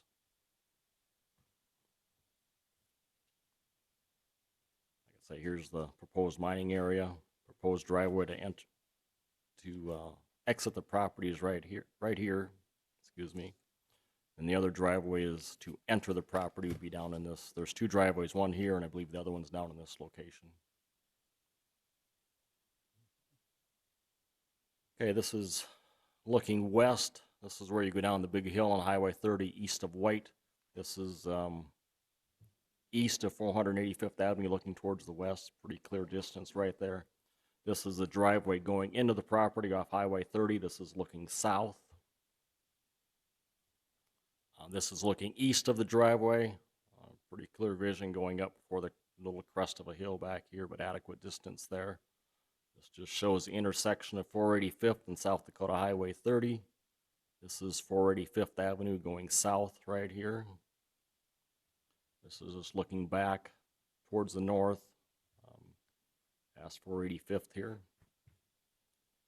This is just looking to the east from the intersection. You can see pretty clear, pretty grade there, but there's still pretty clear entrance there. This looking to the west where you come down the hill in the valley right here. This is,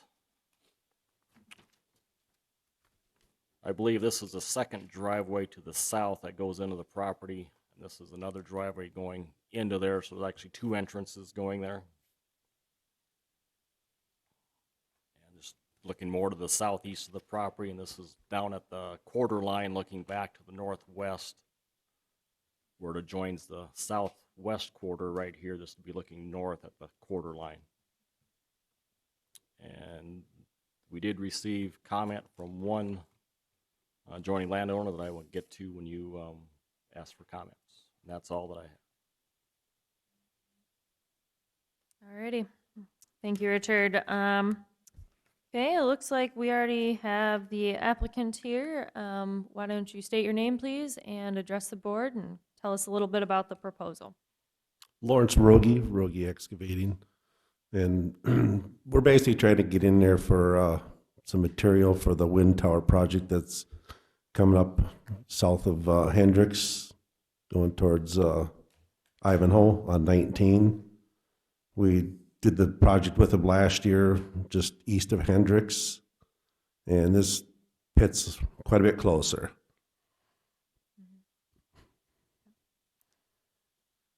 Alrighty, and let's see. So I did hear, from my understanding, looks like we did have a road agreement. I don't know if I have that on my board here, but I believe that's the case. Yes, this is a road Okay. agreement here. I can pass down if you want to look at it. Perfect, thank you. On Oh, it's in my packet, alright. Okay, everyone got one? Okay, everyone should have got a Okay. copy. There's the road agreement that he just gave us. Okay. There is a copy of the intent to mine, I believe this is. Mining permit, is that right? Yes. Yes. Yep. Both mining permits are here. So we does have that current, so that is on file, and this is the road haul agreement. Okay. And then it looks like it is also signed by the township board member. And then it looked like it was right off those blacktop roads. Another big one. Okay. Right, South State Highway 30. Right. Okay.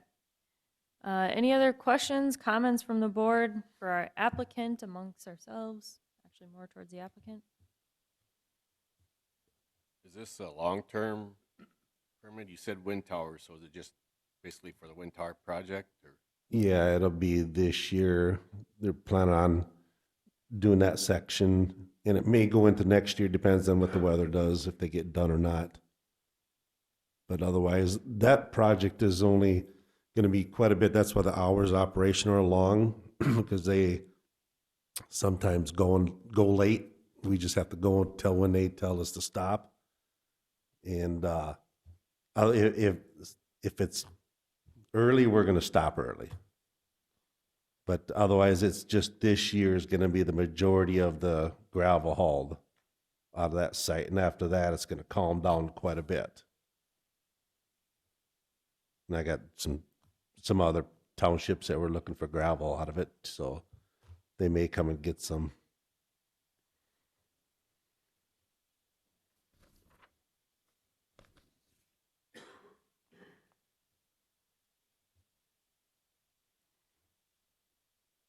We have some other questions, comments for our applicant? This one's pretty straightforward.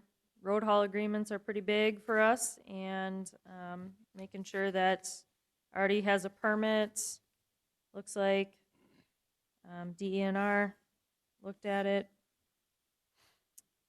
Central Water District, okay. The state highway department has no problem with the approach where it is with the hill there. As long as the approach is there, we can use it. It's only if we have to widen it, then we'll have to talk to them. But nobody's saying anything that we could not use that approach. That's not at the crest of the hill, it's down the hill a ways, isn't it? That's at the top of the hill. It is at the top of the hill. That's why we're trying to use that approach to eliminate that coming off that gravel road and going up that steep hill, get rid of all that traffic, slowing everybody down coming from the other way. So we figured we'd make a path up through the property, get to the top, take the easy way out and go.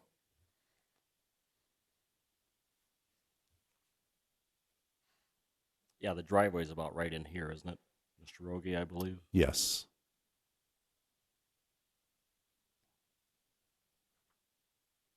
All right, any other questions or comments for the applicant? Okay. Hearing none, we'll open it up to the public. Do we have any proponents in the audience? Proponents, okay. Mr. Rogie, we'll have you take a seat, please. And with the proponent, I'll have you state your name and some information. Time's limited to 5 minutes. Yeah, I'm Roland Pierce, the owner of the land, and that bright area that you see up there, that's CRP acres, and that'll come out in 22, if you wanted to know.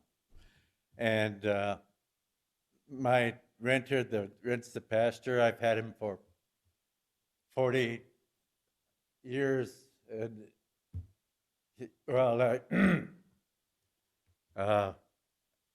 he's done a good job. Russell Larson, if you know him, and he gave me a pay raise, and I never had to ask for it. Thanks for the increase in taxes. That's the main reason why I did. So I asked him about that. He said, go for it. So that's all I have to say. Thank you. All right, thank you for your comments. Any other proponents in the audience? Okay. Seeing none, we'll move on to opponents. Any opponents in the audience? I'll read a comment we received from the office on January 21st at 2:53 p.m. Vernell Clayton called the office to inquire about the request of 20 CU 006, the mining, and 007 of the rock crusher. She noted she owns land across the road to the west of the proposed site and was against the proposed application listing. Number 1, concerns regarding traffic, dust, noise, and nighttime lights.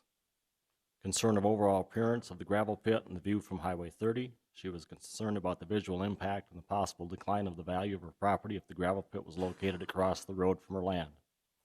And number 4, she also was concerned with the possible environmental impacts that would occur as the site was a former school site and had one time a well located on the area, and was concerned with runoff issues.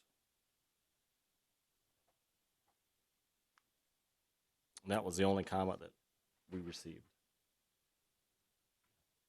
Any other opponents in the audience? Seeing none, we'll close the public hearing. And we'll go back to the board for any discussion, questions, anything amongst ourselves. Do we have any more questions for the applicant?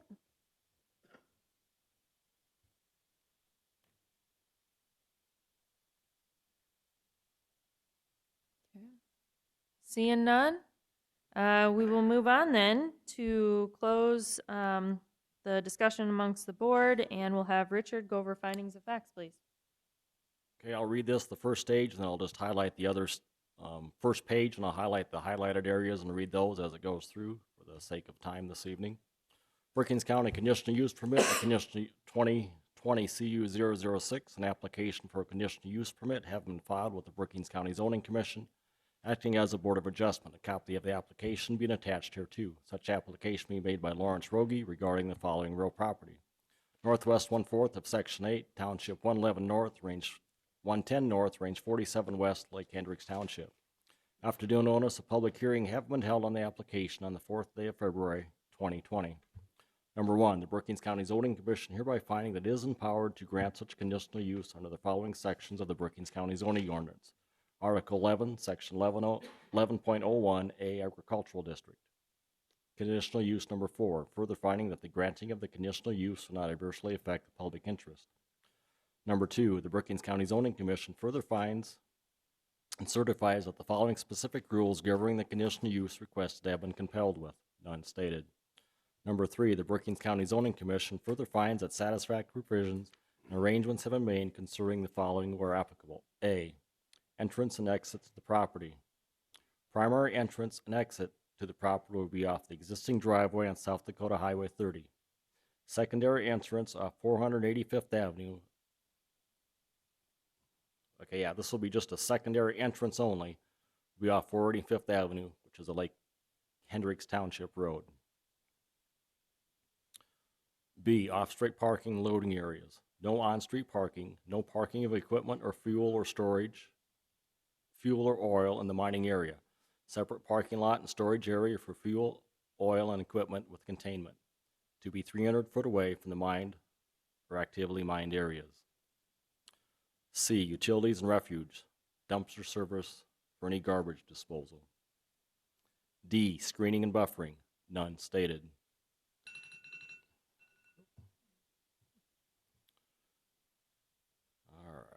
E, signs, 32 square foot sign allowed. F, required yards and other open spaces. Spraying of weeds before they go to seed. Monitor weed growth and weed control by spraying, mowing, tilling by the permit holder or the designated professional spray service. G, general compatibility. Comprehensive plan met for the agricultural district. H, roads providing access for the property. Number 1, designated haul route. Number 2, road agreement with Lake Hendricks Township. Number 3, permit from the South Dakota Department of Transportation for modification of the existing driveway. On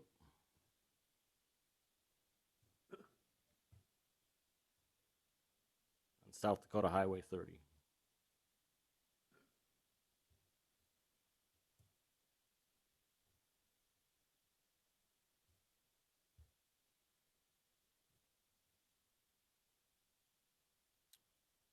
I, notifications, law enforcement or fire, none stated.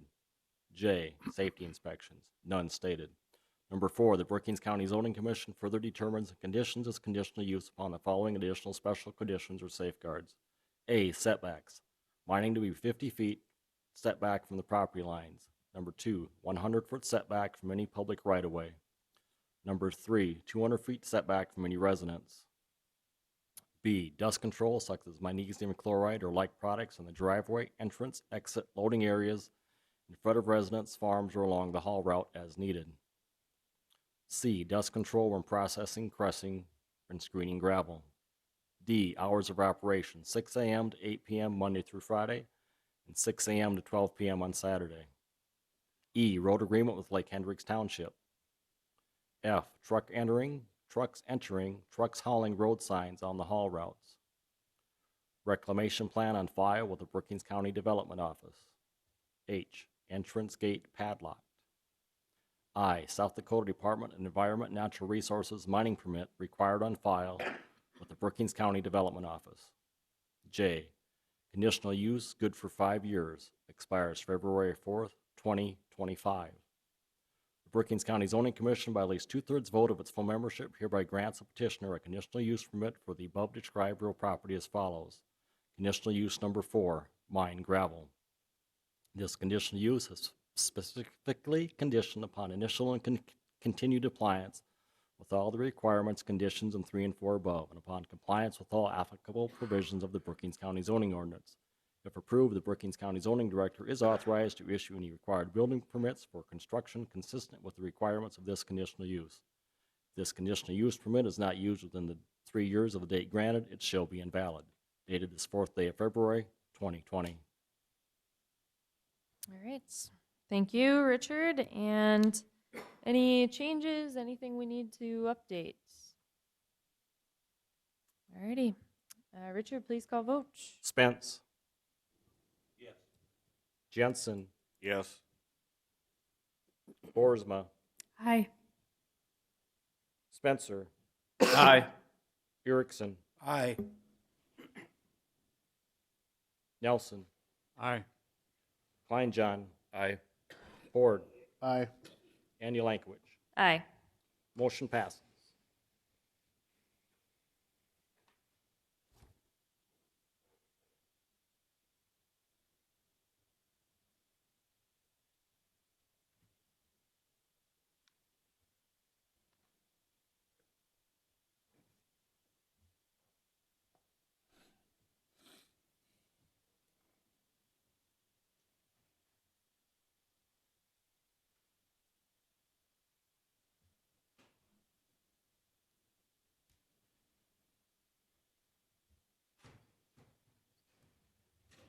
Alrighty.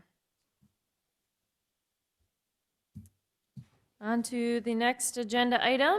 On to agenda item number 202020, conditional use 007. Lawrence Rogie has made an application 2020, conditional use 007 to the Brookings County Board of Adjustment for conditional use, Article 11, Section 11.01A, Agricultural District. Conditional use permit number 5A, Rock Crushers. The property is described as a northwest quarter of Section 8, Township 111 North, Range 47 west of Lake Hendricks Township. And with that, we will call for a motion. So moved. Thank you, Ms. Boersma, and a second. Second. Thank you, Mr. Ford.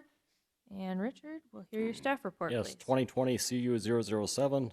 Mr. Rogie has applied for number conditional use number 5A for a rock crusher to process gravel on the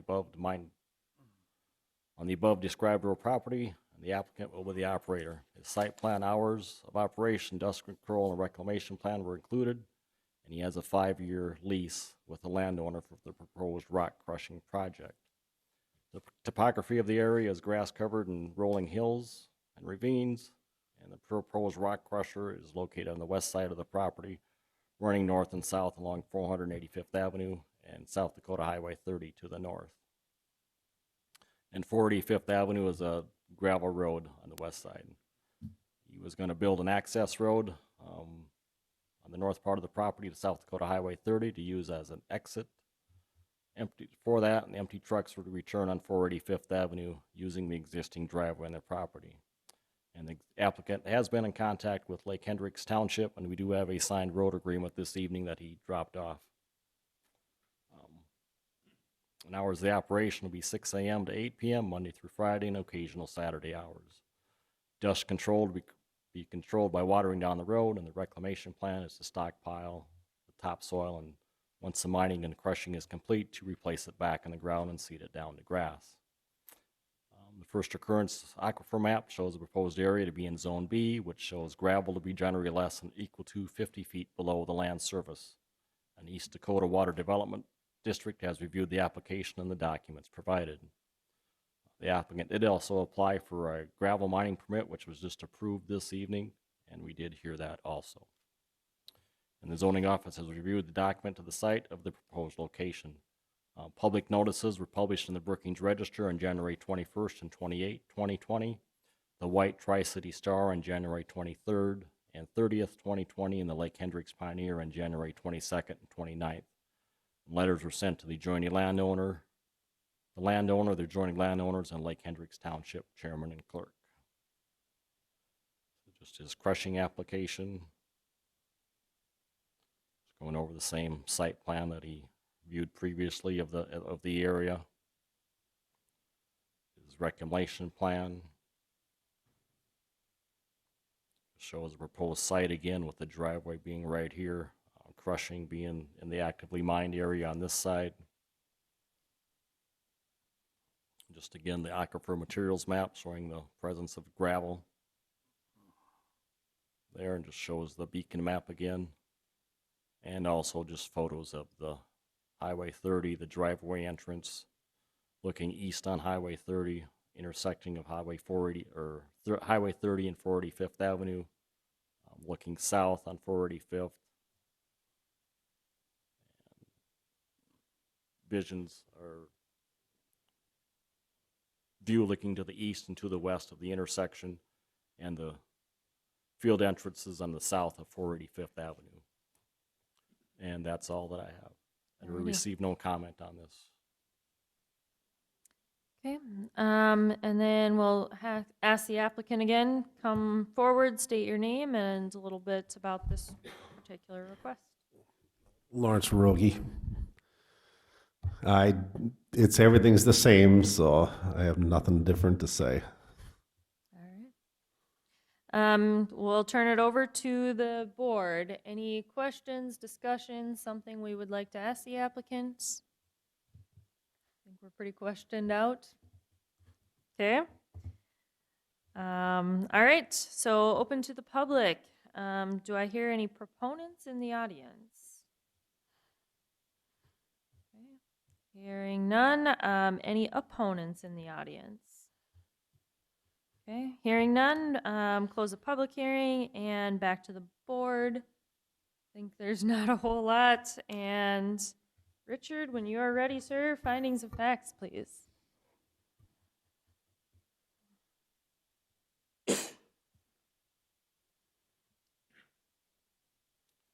And again, I'll read the first page and highlight the rest of the addendum areas. Conditional use permit 2020 CU007, an application for a conditional use permit having been filed with the Brookings County Zoning Commission, acting as a Board of Adjustment. Copy of the application being attached here too. Such application being made by Lawrence Rogie regarding the following real property. Northeast 1/4 of Section 8, Township 111 North, Range 47 West, Lake Hendricks Township.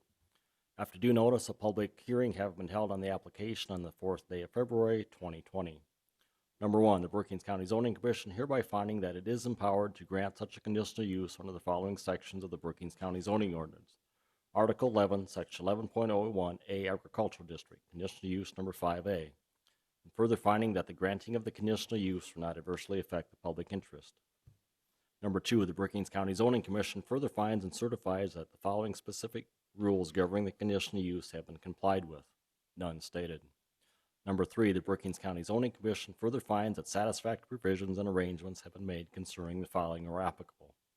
A, entrance and exits to the property. Primary entrance and exit to the property will be off the existing driveway on South Dakota Highway 30. Secondary entrance to the property will be off 485th Avenue, a Lake Hendricks Township road. B, off-street parking and loading areas. No parking of equipment or storage of fuel or oil in the mining area. Separate parking lot and storage area for fuel, oil, and equipment with containment to be 300 feet from the actively mined area or mining or crushing areas. C, utilities and refuge. Dumpster service required for garbage disposal. D, screening and buffering, none stated. E, signs, 32 square foot sign allowed. F, required yards and other open spaces. Spraying of weeds before they grow a seed, monitor weed growth and weed control by spraying, mowing, tilling by permit holder or designated professional spray service. C, comprehensive plan met for the agricultural area. H, roads providing access to the property. Designated haul route, road agreements with Lake Hendricks Township, and permit from the South Dakota Department of Transportation to modify the existing driveway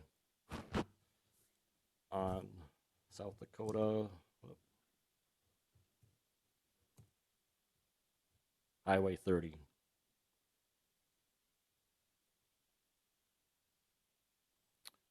I, required notifications, law enforcement, and fire department, none stated.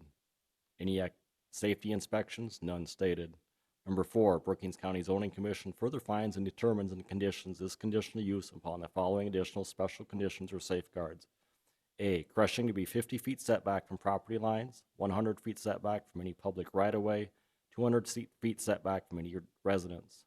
B, dust control such as magnesium chloride or like products on the driveway, entrance, exit, loading areas in front of residents, farms, or along haul routes as needed. Dust control as needed when processing, crushing, and screening gravel. Hours of operation will be 6 a.m. to 8 p.m. Monday through Friday, 6 a.m. to 12 p.m. Saturday. Road agreement with Lake Hendricks Township. F, trucks entering, trucks hauling signs on haul routes. G, reclamation plan on file for the Brookings County Development Office. H, entrance gate padlocked. I, no crushed material may be hauled in, only material mined on the site to be crushed.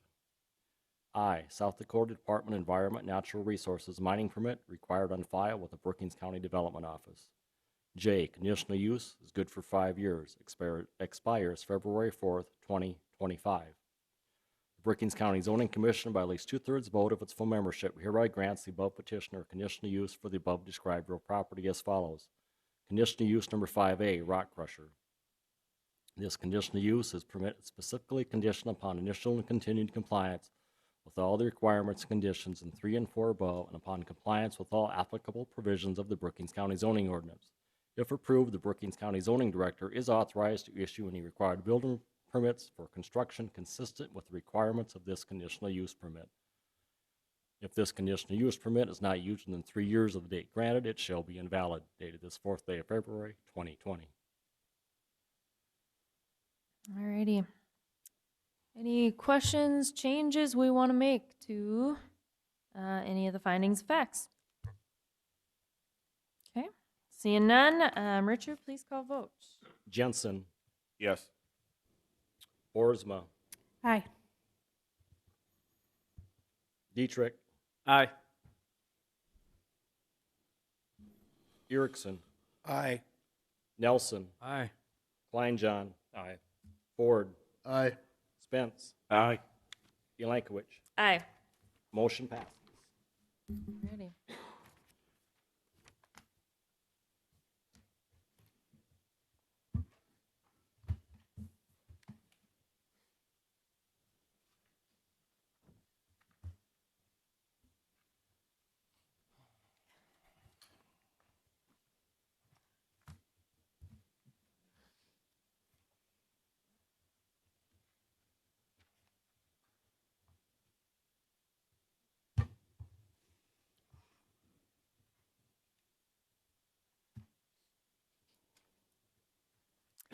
All right, and on to agenda item number 21. I only got one question. Is B-Dub still open?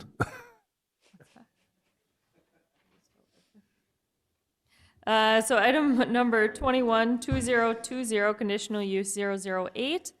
Jesse and David W. King have made an application, 2020, conditional use 008, to the Brookings County Board of Adjustment for conditional use, Article 11, Section 11.01A, Agricultural District Conditional Use Permit, number 20, Home Extended Business.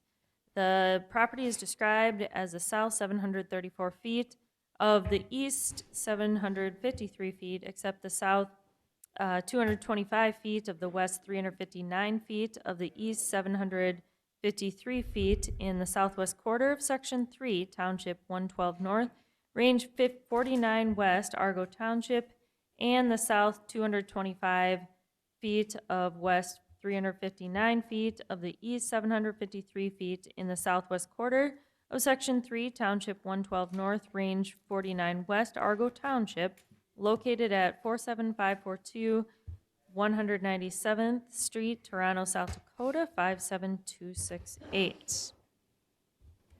And do I hear a motion? I'll move. So move, Mr. Nelson. Second. And a second, Ms. Boersma. And Richard, we will hear your staff report, please. Yes. Brookings County zoning or conditional use permit 2020 CU 008. Jesse King has applied for a conditional use for an extended home business. The applicant has a farming operation and would like to add the extended home business also. The extended home business will be providing a drop-off point, warehouse, and customer pickup of bulk agricultural input products, included but not limiting to crop protection chemical products, adjuncts, surfactants, biostimulants. Seed products may be added in the future, but not at this time. Products would be delivered in totes of 275-gallon capacity or less. Products would be delivered in semi-trailers and loaded and stored in his shed until the customer comes and picks them up. The applicant will store the products in an existing 40 feet by 63 feet pole shed and has a cement floor. The applicant lives on Brookings County Gravel Road number 40, which is 197th Street, and has a horseshoe driveway. So trucks will enter the property in the west driveway, back up to his shed, unload, and exit the property on the east driveway. The applicant will need to apply for a fertilizer and pesticide license from the South Dakota Department of Agriculture or warehouse and follow state regulations. The hours of operation will be seasonal and customer pickup by appointment will be required. The comprehensive land use plan for Brookings County on page 72 encourages businesses operated by the owner or tenant of the property. On page 73 of the Brookings County may permit businesses operated by the tenant or owner or tenant of the property, which may similar in character of other uses allowed in the agricultural district. Included but not limiting to gravel hauling, asphalt contracting, commercial hauling, general contracting, and construction. Public notices were published in the Brookings Register on January 21st and 28th, 2020, and the White Tri-City Star on January 23rd and 30th. And letters were sent to the Argo Township Chairman and Clerk and the Brookings County Highway Department and the adjoining landowners. This is the applicant's conditional use application. This is his business plan, which was included in your packet with this.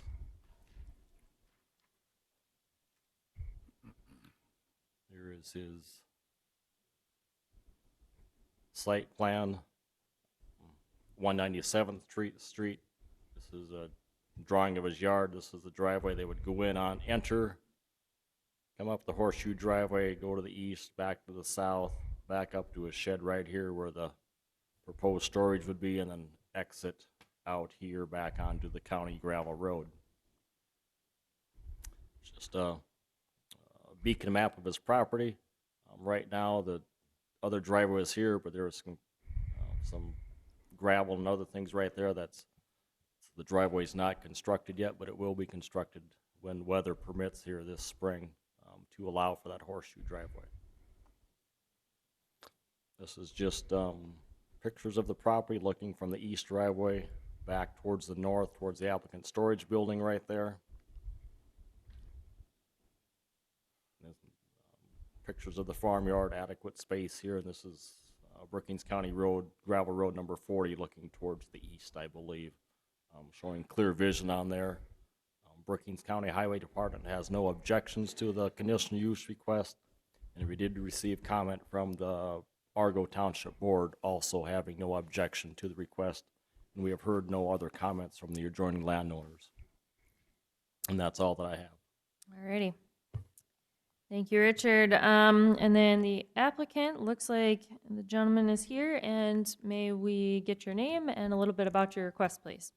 You bet. Good evening. My name is Jesse King. As Mr. Haugen shared, I live southwest of Toronto and farm as well in Brookings and Dual counties. Entered into an agreement with FBN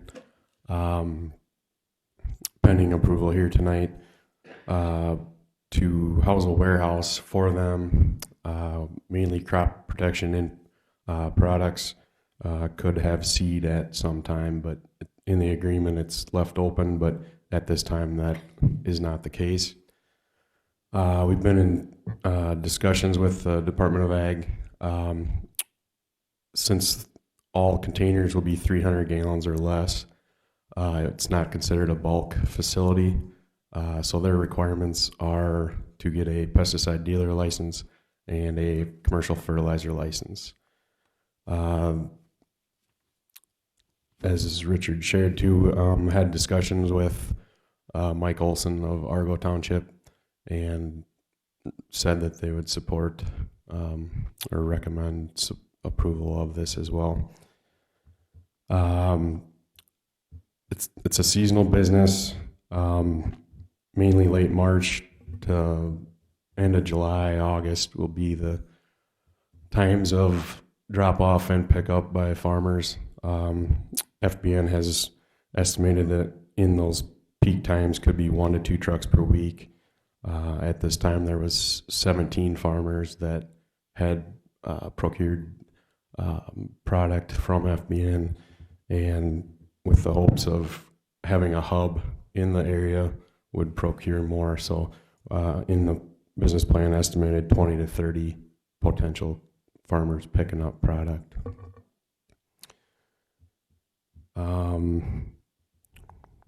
Again, FBN was out for a site inspection January 11th. Next step with them was a 2-day training, which I just come from today. They have another 3.5-hour hazmat course that I'll be required to go to, and they will meet up with the fire chief from Toronto to go over the building and the plan. We'll also have to have an emergency action plan put together, which FBN helps out with as well. So, be happy to answer any questions.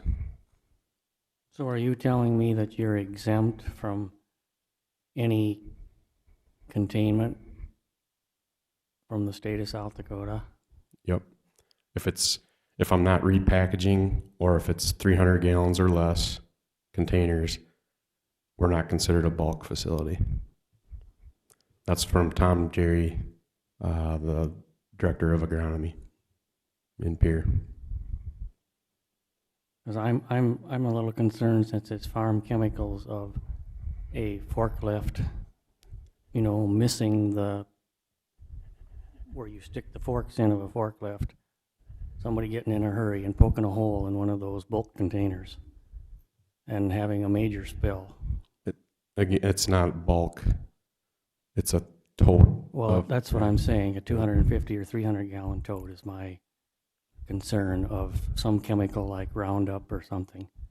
And, most of the co-ops have to back into a building that's kind of shaped a little bit like a swimming pool, because they're required to do that to unload, so that if something like that happens, it can't drain out of the buildings. And that's where I have a problem with this. Even if you're not required, I think I would look into putting at least a 6 or 8 inch curb around the outside, around the inside of the building, but around the outside, so you have containment. You're probably not old enough to remember what happened when Gary Helt's building burned down out here. It was not pretty. They ended up hauling all that soil to Idaho. At his expense. At his expense. Hundreds and hundreds of semi-loads. It was actually the first Superfund site in South Dakota, 1984. And if you're going to unload outside, drive out the building with a forklift outside, I would like to see some kind of concrete poured that can contain that, because accidents happen with chemical totes. Mm-hmm. Whether somebody doesn't get far enough on with the forklift and they fall off, or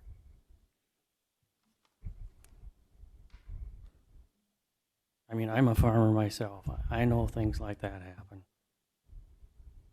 Your liability issues are huge. I don't know if you realize it or not. Yeah, and there's insurance requirements and all that stuff included in all that. FBN is putting 100 hubs throughout the Midwest and Pacific Northwest. So there's one going up in DeSmet, one in Aberdeen, and one in Mitchell as well. But if something happens, it's not just them that's getting sued, it's going to be you too.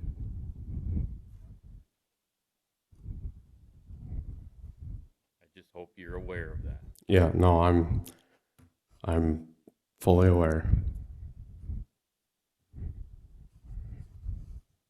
So, Daryl, or Mr. Kleinjohn, were you saying 6 to 8 inch, were you saying like a barrier, or what's the term that you use? Just little concrete curb around the outside of the building, so if something spills inside, it don't run out. It's just contained, is kind of the idea. All right.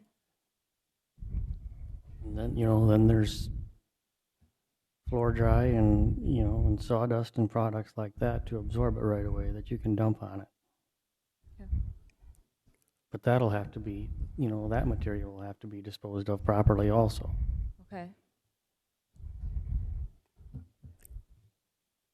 He could get a containment, a pig containment they call for emergency management uses that he could probably put around the edge that would soak up absorbent material like that to do that until he could get a berm, permanent berm around there. But he could probably look into the application of a absorbent type material or a pig blanket to put around the perimeter of the building until that time. On the inside. On the inside of the building.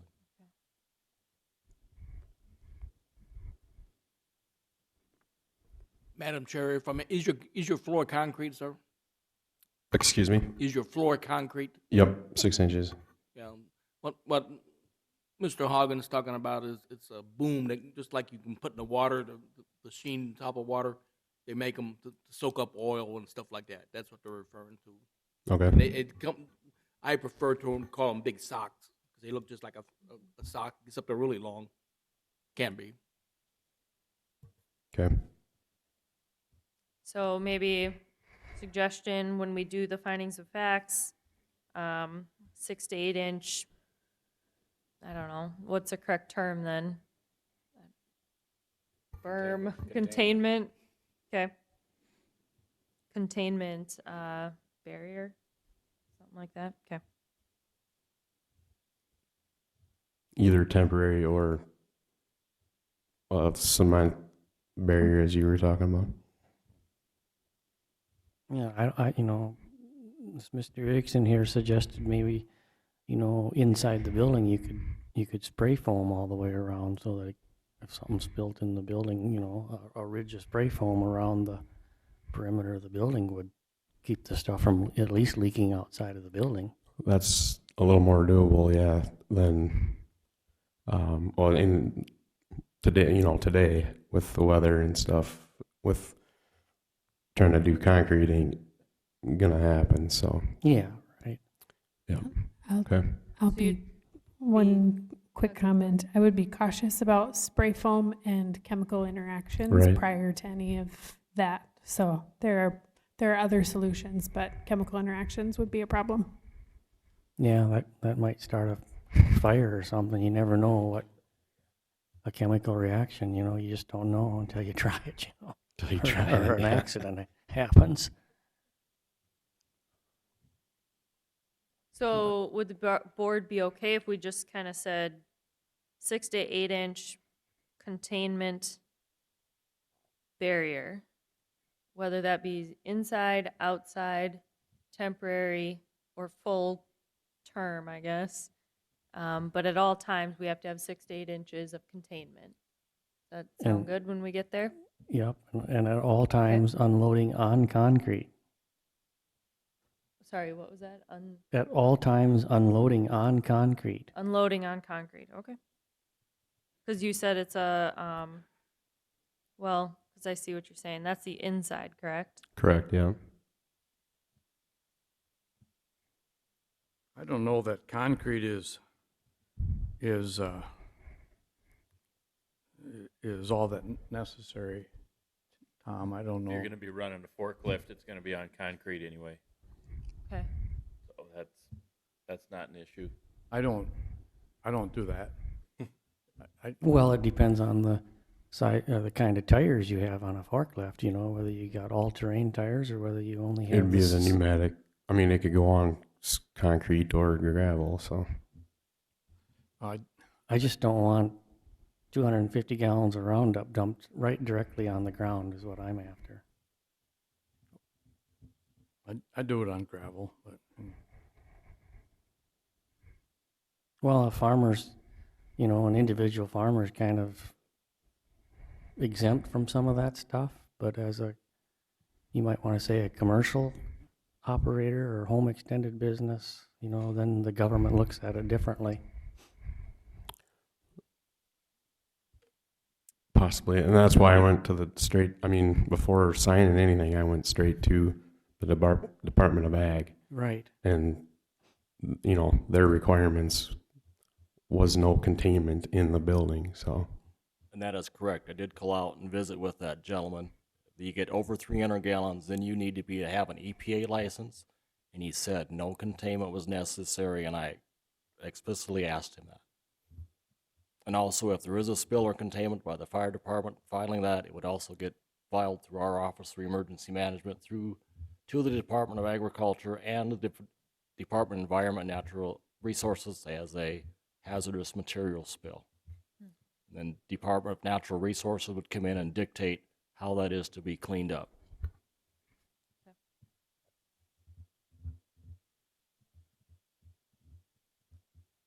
Alrighty. Any other questions for our applicants? Okay. Alrighty. And then, okay, so gotta remember here. So that was with the board. Open it up to the audience. Any questions? Proponents? Madam Chair, could I ask? I just Yes, want sir, a couple of them to please. be answered after the public hearing. I just a couple questions. One, is this property over the shallow aquifer? And then two, I wanted to verify this business is going to be operated out of an existing commodity shed. Is that correct? I think that's what that said on there. Yes, it is. And it's not over the aquifer. Okay, thank you. There is a small creek 800 feet to the south that is just a little red spot designated as a floodplain, but otherwise that it is not over the aquifer. Okay, that would trigger, if it was over it, that would trigger an aquifer protection, more secondary containment. All right. Anyone else from the audience? Proponents, opponents? Hearing none. Close the public hearing. Back to the board. Any more discussion? Okay, seeing none. Richard, findings of facts. We might need to add something, it sounds like.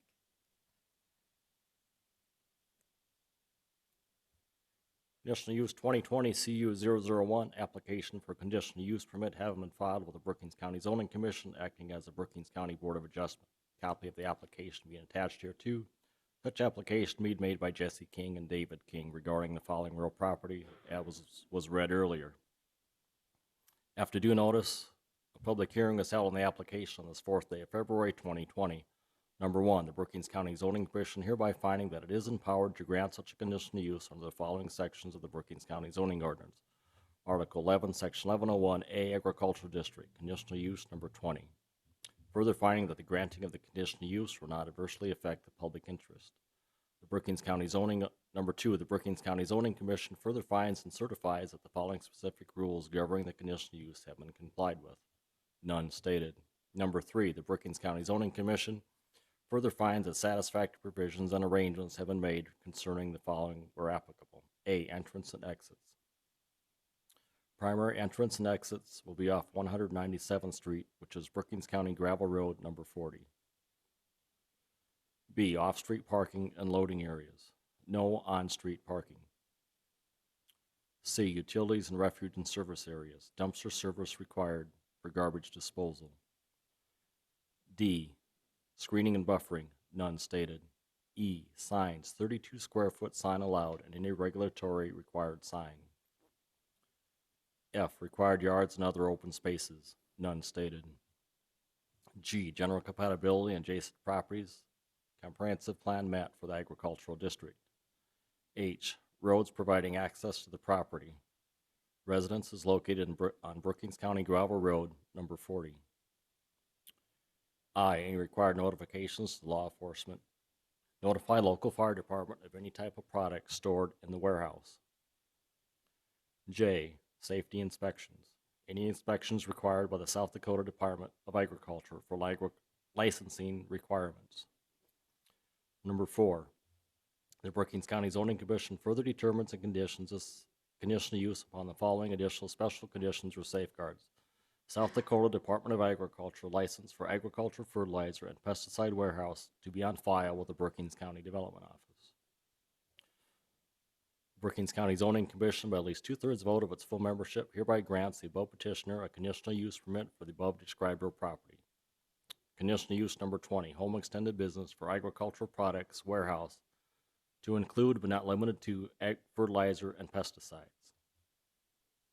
This conditional use permit is specifically conditioned upon initial and continued compliance with all the requirements and conditions in 3 and 4 above, and upon compliance with all applicable provisions of the Brookings County zoning ordinance.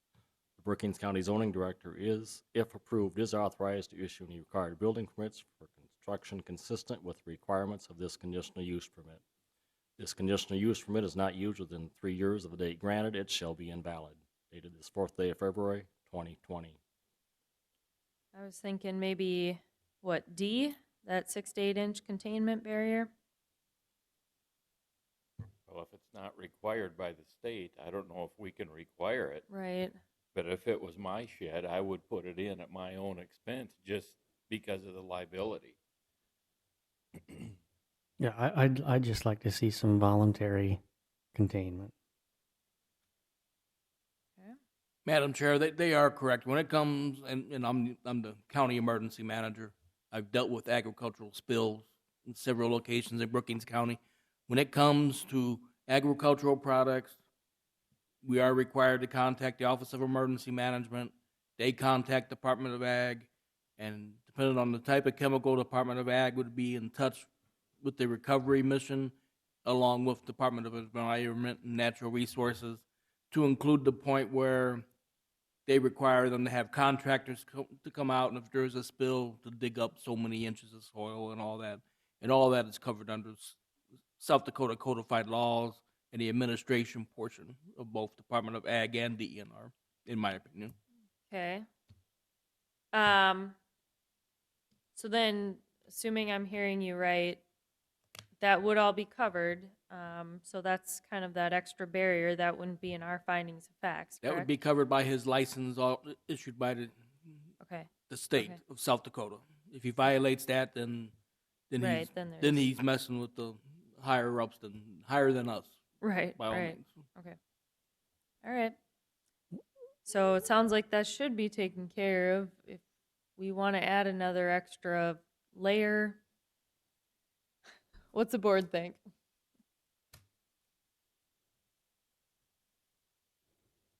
I don't know if it's necessary that we dictate that, but Right. as I long think- as he understands his liability. Right, If it which- gets outside his building, it's probably going to be millions, not just the cost of the container that got broke. Well, I guess hearing not much here, I think he understands that that's his liability. It sounds like there's been some higher ups taking place, taking those precautions. What as about well. item C? Item in C? the same area. Let's see, where was that? A Utility. dumpster service for garbage disposal. Are there going to be any 2.5 gallon jugs? Will they be emptied there at your place or no? Sir, would you mind Yep, coming back up to the? Thank you. Everything's being recorded, so we need you on a microphone. It's strictly dropped off, farmers pick it up. Because I know, the landfill doesn't accept Right. chemical containers, because they don't want that leaking into the groundwater if if it's broke or it's not triple rinsed. Agreed. Yep. Okay. Right, this is just for transferring of the product. There is no emptying of containers into another. It's unloaded here, loaded up on the customer's vehicle and go. There's no transfer, emptying of containers or out of his container into the customer's. It's strictly a transfer. There's no open containers. And no disposal? No I think that's disposal. where- Just like anybody else that's here, no pesticide containers can go in the dumpster. You need to go to the certain designated days to recycle them at the landfill. Alrighty. Okay, sounds good then. So if that was findings of facts, and Richard, please call roll. Jensen, Yes. Boersma, Aye. Davis, Aye. Erickson, Aye. Nelson, Aye. Klein John, Aye. Ford, Aye. Spence, Aye. Elankovich. Aye. Motion passes. All right.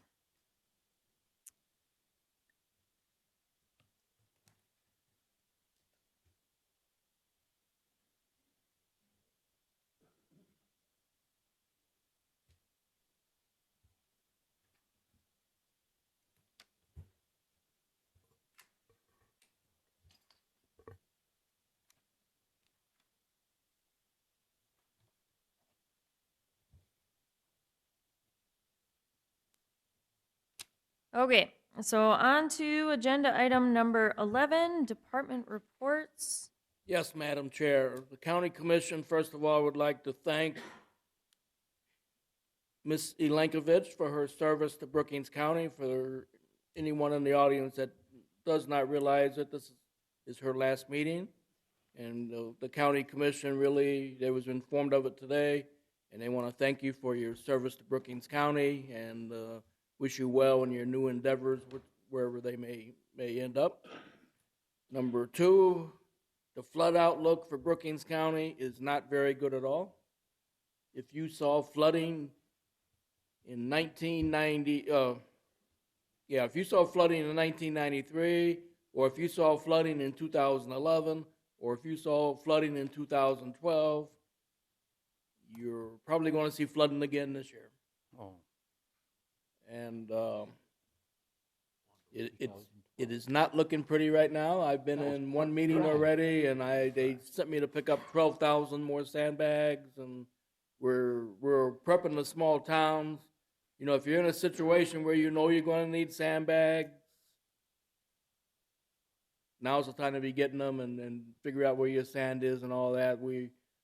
Most of my focus is on the towns, obviously, where you got the big populations. But we also, the county will be setting up some sand piles. We don't know exactly where yet, and we'll have days when we offer sandbags, but that's closer to the flooding. If you know it's coming, now I'd recommend you start preparing now. A sandbag will last you a good 3 or 4 months. You know, you wanna, because when you come to me to get sandbags, chances are that's exactly what you're gonna get is a bag. You have to go fill it. So I realize some of the farmers out there, now would be for your township officials. Now would be the time to go out and take pictures of everything. Make sure that you can prove to FEMA that your roads are fully travelable at this time of the year. Because once the flood comes and your road's wiped out, if you can't prove that was a travelable road before, we'll find some townships are finding out now that FEMA just won't pay.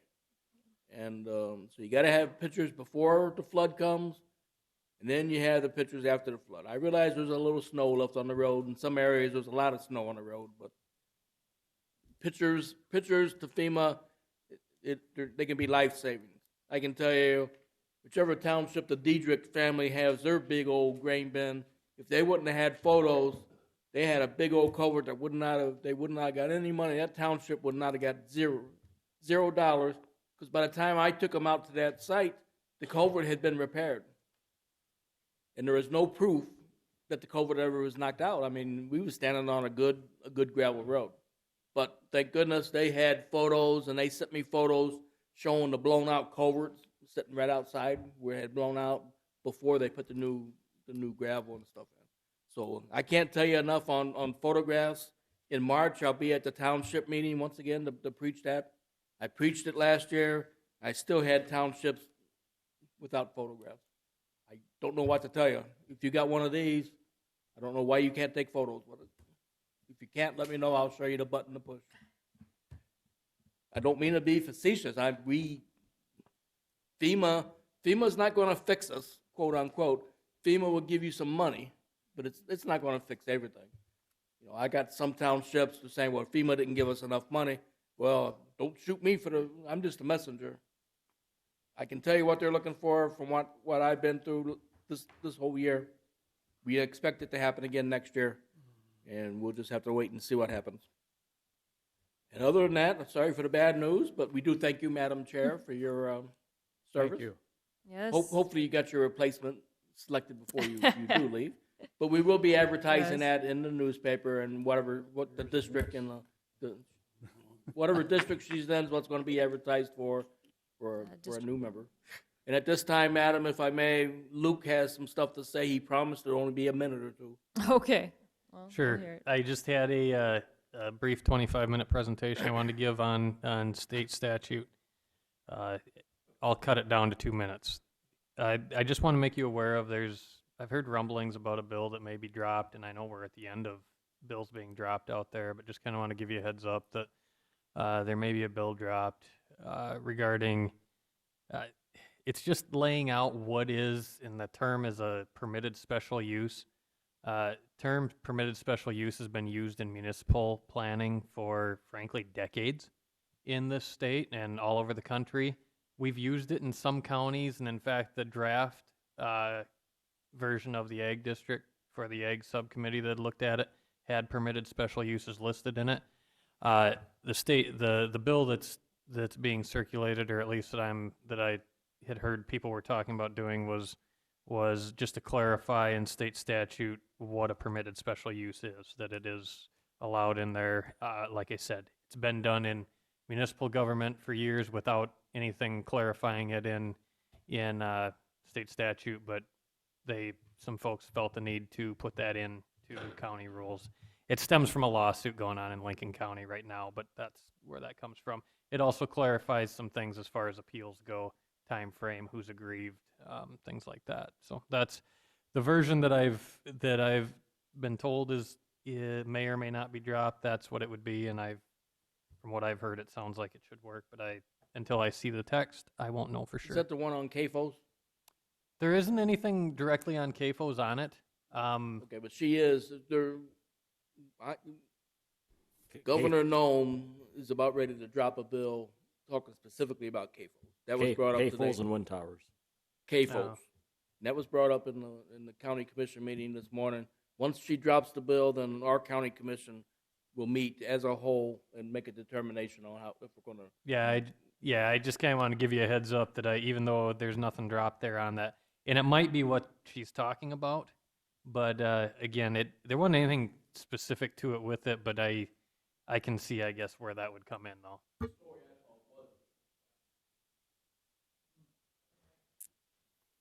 Alrighty. Thank you, Madam Chair. Yes. Just one quick thing. Next month, first Tuesday is Township Day. How many will you be not here because you'll be at township meetings?